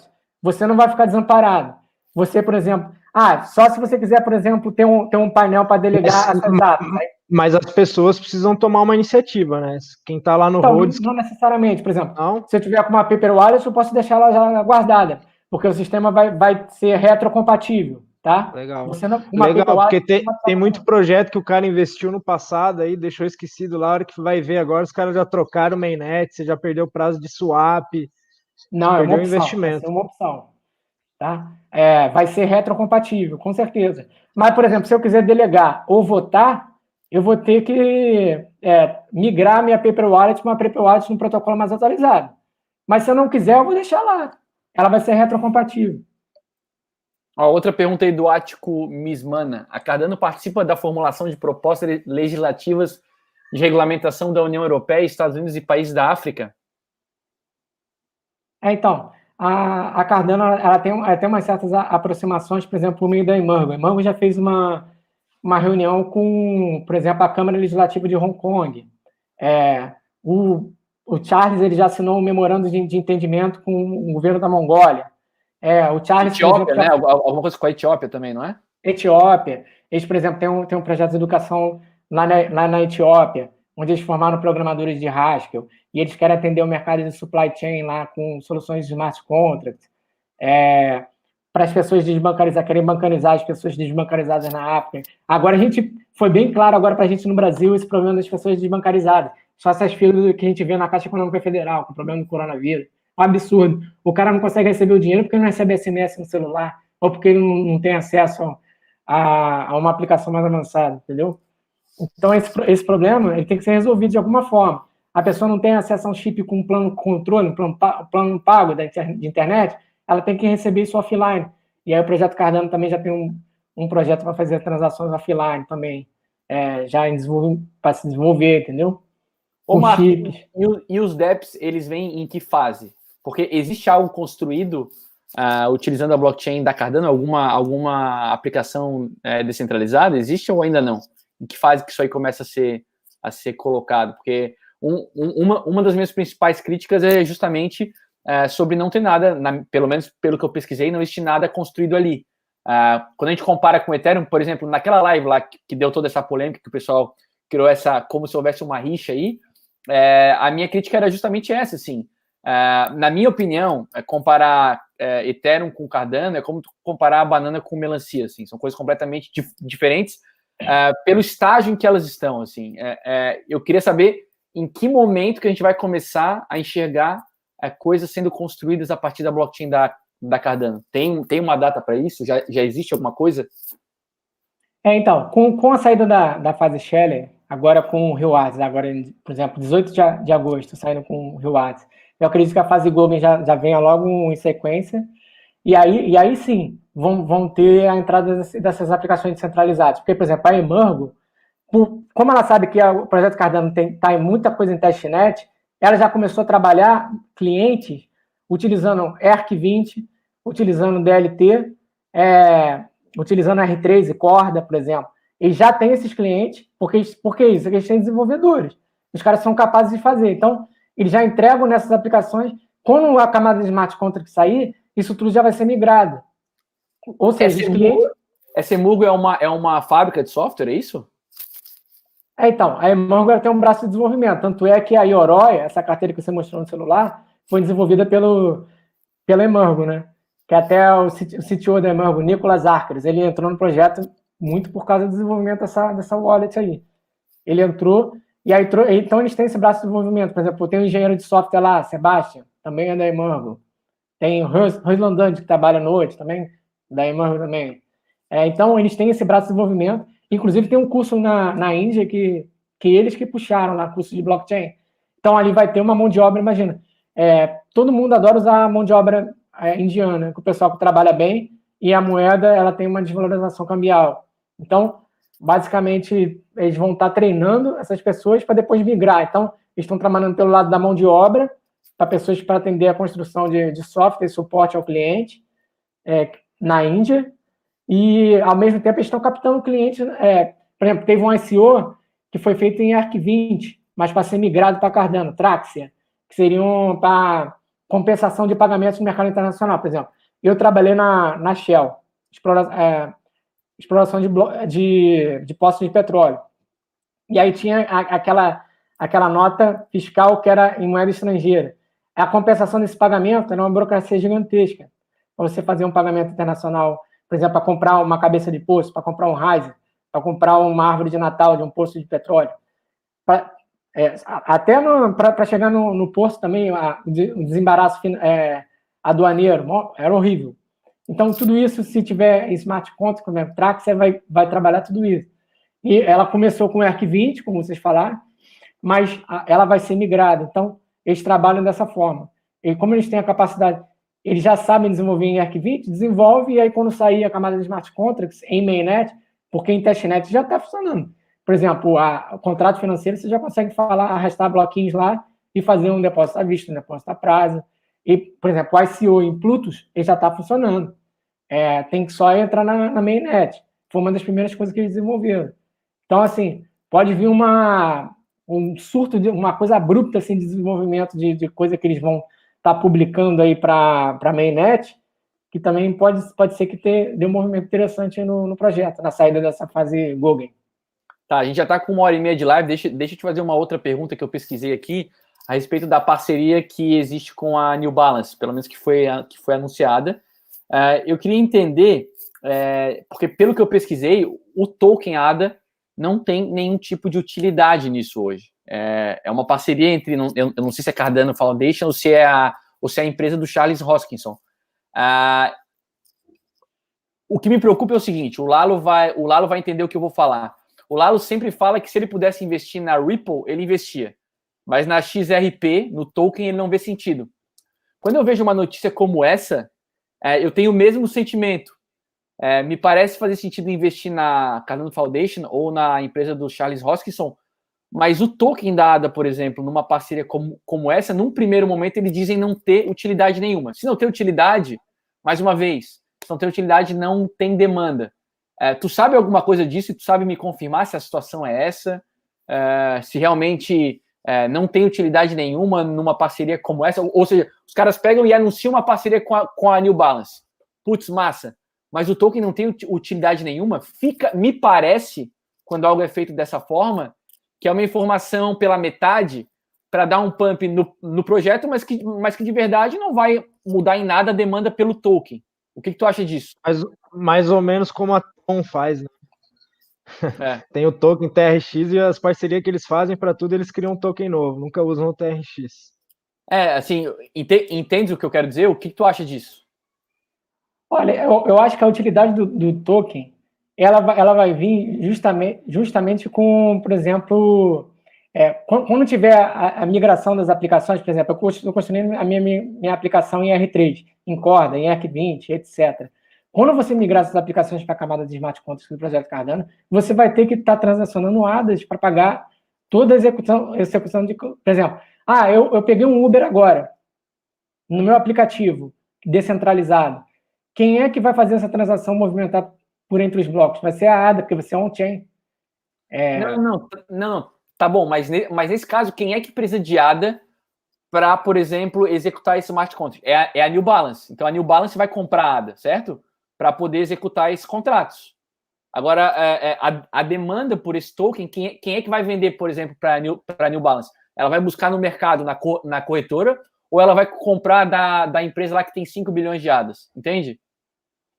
Assim, porque, assim, ó, falando em investimento, o preço do ativo ele vai se movimentar de acordo com a demanda que tem nas corretoras, aonde as pessoas podem comprar e vender.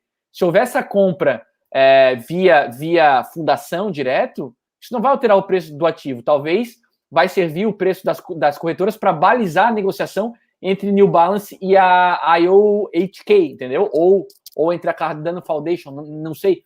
Mas isso não vai, uma parceria como essa, se a New Balance não vai buscar esses tokens para executar os smart contracts no mercado, não vai impactar em nada a demanda pelo token para mim, para ti, para o varejo, entende? Então, assim, pensando no token como investimento.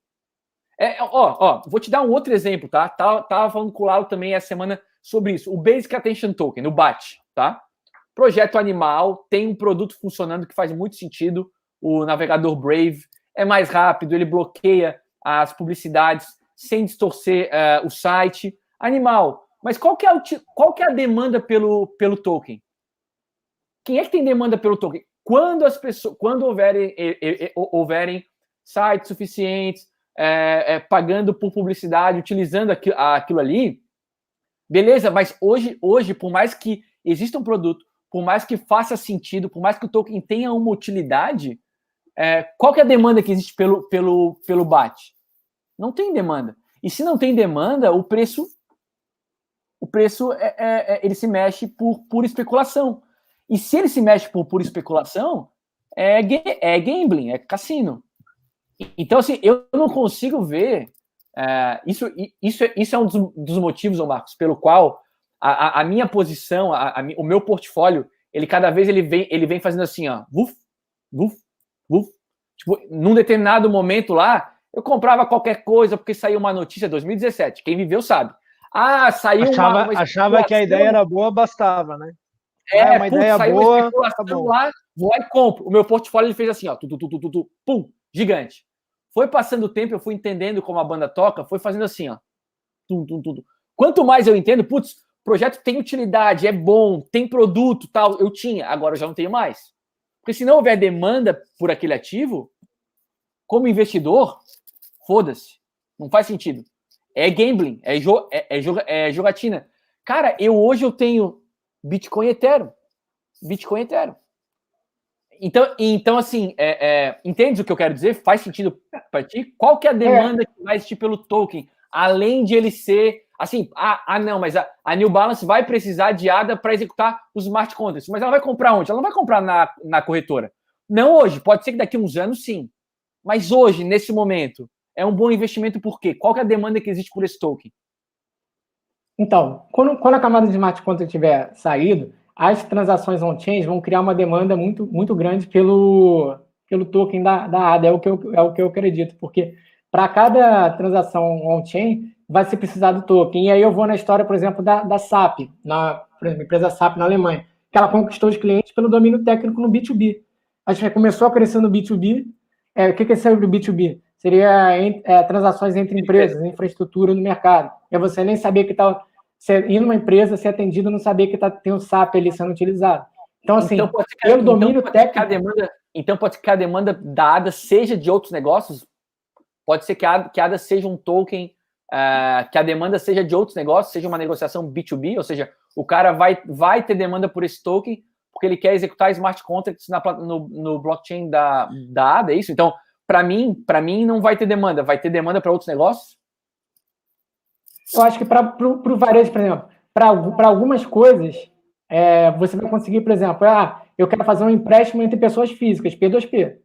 Aí você vai precisar ter a ADA para você executar aquele smart contract no bloco como pessoa física. Você vai precisar. Mas se você estiver usando a solução de uma empresa, no B2B, porque as empresas elas não vão morrer de um momento para o outro. Elas vão continuar existindo. Né? O P2P ele não vai resolver tudo 100% de uma hora para outra. As empresas vão passar um bom tempo no mercado. Então, para as empresas que vão passar um bom tempo no mercado, no B2B, elas vão ter que resolver isso consumindo ADA nas suas aplicações descentralizadas. Quando cada transação que tiver no DEP dessa empresa, vai ter que utilizar a ADA para pagar a transação on-chain. Ao mesmo tempo que vão existir, sim, soluções descentralizadas, por exemplo, a aplicação CryptoKitties, que é voltada para o consumidor final, que é B2C. Isso. É uma criança que quer jogar um CryptoKitties. Ela vai ter que usar a ADA dela para fazer as transações on-chain, pagarem aquele gatinho que ela comprou ali na loja de gatinho. Ou aquela transação, aquele oi que ela mandou para outra pessoa, alguma coisa do tipo. Entendi. Assim, pode ser um bom... Assim, na minha opinião, se a gente já está 1h40, a gente precisa finalizar, mas, assim, na minha opinião, o risco, ele vale para os dois lados, né? Então, quando tu tomas um risco maior, a tua possibilidade de ganho normalmente também é maior, né? Então, João, acho hoje a Cardano um investimento muito mais arriscado do que, por exemplo, Bitcoin e Ethereum. Mas, ao mesmo tempo, justamente por ele ser muito mais arriscado, é que ele pode estar subprecificado e daqui a pouco pode deslanchar e o token valer muito mais do que vale hoje, vale $100, hoje vale centavos, e tu vai ter feito 100 vezes, né? Enquanto Ethereum e Bitcoin, que são ativos, na minha opinião, muito mais seguros, ainda arriscados, mas muito mais seguros, como eles já estão mais consolidados, o teu risco é menor, e aí a tua possibilidade de ganho também é menor, proporcionalmente falando. Então, o meu balanço disso tudo, assim, do nosso papo aqui, tu sanou praticamente todas as nossas dúvidas. Algumas delas, sinceramente, não me convencem. Eu sigo fora, mas eu acho que, como foi falado ali anteriormente, é um projeto que, comparado com o que existe ali, ele está na frente da maioria, sem dúvida nenhuma, pelo time que existe por trás, pelas parcerias que já existem, por mais que tenha um roadmap bem atrasado, e na nossa análise fundamentalista, na nossa metodologia, que a gente até compartilha no curso, no nosso curso, que está à venda ainda em valor promocional de 997 por 297, a gente tem um vídeo só sobre análise, um módulo inteiro só sobre análise fundamentalista. Tem algumas coisas para mim que deixam a desejar. A questão do roadmap não ser mais tão claro quanto era, mas ainda assim está muito na frente da maioria dos projetos, o atraso na entrega de algumas atividades. Eu acho que, assim, como a gente falou aqui no começo, a nossa ideia aqui nessa live é trocar informação. O Marcos trouxe muita informação para a gente, esclareceu muitas dúvidas que eu tinha. Como o pessoal aqui está falando aqui embaixo, realmente é um investimento de longo prazo, especialmente se as próximas fases demorarem o mesmo tempo que demoraram para a primeira fase ser entregue, né? A fase Byron levou muito mais tempo do que o planejado. Caso as seguintes demorem mais... Cripto no geral, Bitcoin, tudo é longo prazo, galera. Quem entra achando que é curto prazo, imagina um projeto do tamanho que é a ADA, até conseguir implementar tudo e criar demanda, e ter gente criando em cima. Ethereum atrasou a mesma coisa, tudo é a mesma coisa. Não, exato. Atrasar, todo mundo atrasa. O que o pessoal tem que tomar cuidado é que agora fica em hype de ADA, tá lançando mainnet, não sei o quê, o preço tá subindo pra caralho. Aí chega na mainnet, lança, acabou a euforia, volta só a cabeça para baixo, trabalhar, fazer código, e o preço... aí essas pessoas se frustram, né? E saem falando mal do mercado, saem falando mal do projeto. Então... Verdade. Isso vale para qualquer ativo. Claro para vocês que eu até concordo com o que o João falou. Inclusive, no meu portfólio, por mais que eu tenha a convicção de que o projeto Cardano realmente tenha uma entrega técnica muito violenta, muito grande, eu não levo essa minha convicção para minha tese de investimento. Eu consigo ali ter uma diversificação em gerenciamento de risco. E a gente inclusive no nosso grupo, a gente nem recomenda ali investimentos. A gente fala, gerencia riscos, e está sempre de olho, porque existem efeitos de rede que são muito, muito violentos e muito consolidados no mercado. Então, a Bitcoin, Ethereum, praticamente eles dominam ali 90% do mercado. Então, não adianta você batalhar contra o mercado. Tem que acontecer, tem que vir uma coisa a mais. Não é só domínio técnico, não é só a coisa ser tecnicamente melhor e ter um desempenho extraordinário porque entra o subjetivo das outras pessoas. E não a minha convicção. A minha convicção é que o projeto é tecnicamente superior, é validado por pares e vai dominar o mercado todo. Mas eu não posso levar essa convicção para o mercado, para a minha tese de investimento. Eu tenho que olhar o mercado, entender o mercado e ver o que o subjetivo das outras pessoas está entendendo no mercado. Perfeito. Então, desse ponto eu concordo com o que o João falou. A gente tem que estar sempre de olho no que o mercado está dizendo para a gente. Eu até falei para o João, acho que foi ontem, né, João, que nós estávamos conversando sobre isso, que, na verdade, o que a gente tem que analisar nesse mercado, né, não são nem os projetos, é analisar o que as pessoas estão achando do projeto e você especular em cima disso, porque tem projeto muito bom, super defasado, e projeto muito ruim, super valorizado, então o mercado é meio irracional ainda, né? Deixa eu só fazer um comentário aqui pro filho do dono da BitMEX, ó, igualzinho. Parabéns, Evangelista Marcos, ADA $100, amém. Com 45 bilhões de tokens, eu nem imagino o market cap disso aí. Porra, não consigo nem fazer as contas.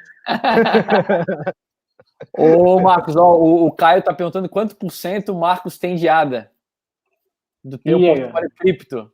Pode responder isso ou é muito pessoal? Não, eu acho que hoje, porque agora eu tô nos stakes, né?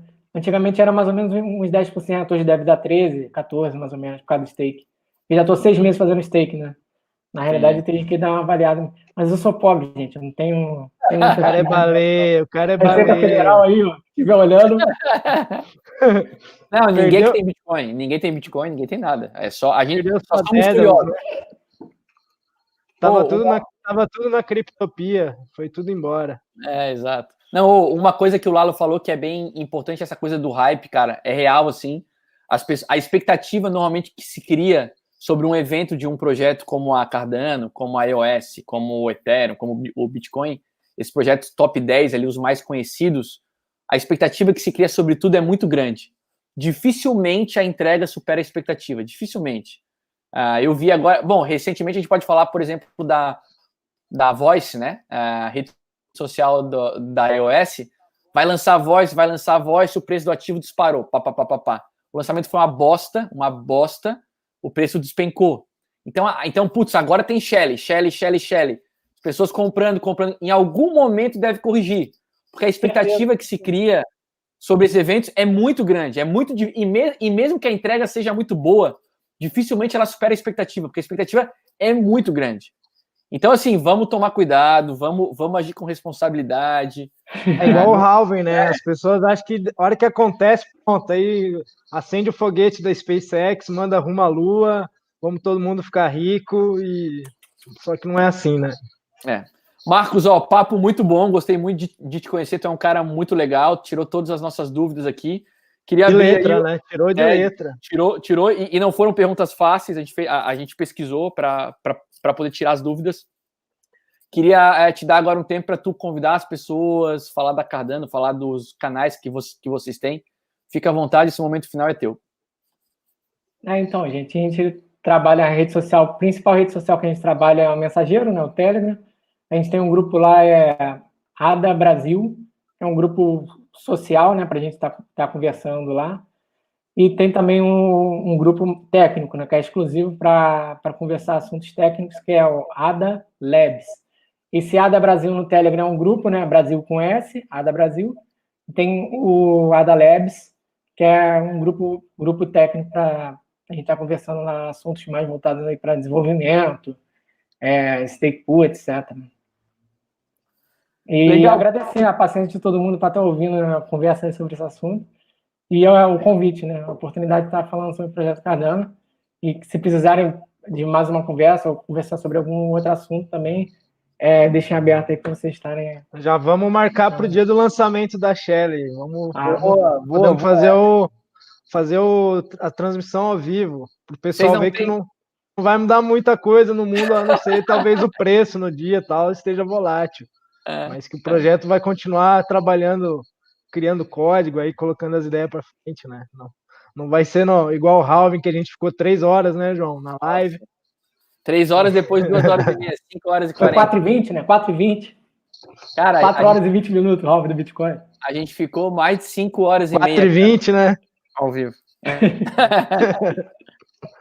Pessoal, então é isso. Espero que vocês tenham gostado. Obrigado, Marcos. A gente volta amanhã às 17 horas. Amanhã a gente vai estar com o pessoal da Bitcoin Trade para falar sobre o lançamento do Desafio Cripto, que vai rolar até o final do ano. São 12 convidados, cada um vai montar a sua carteira.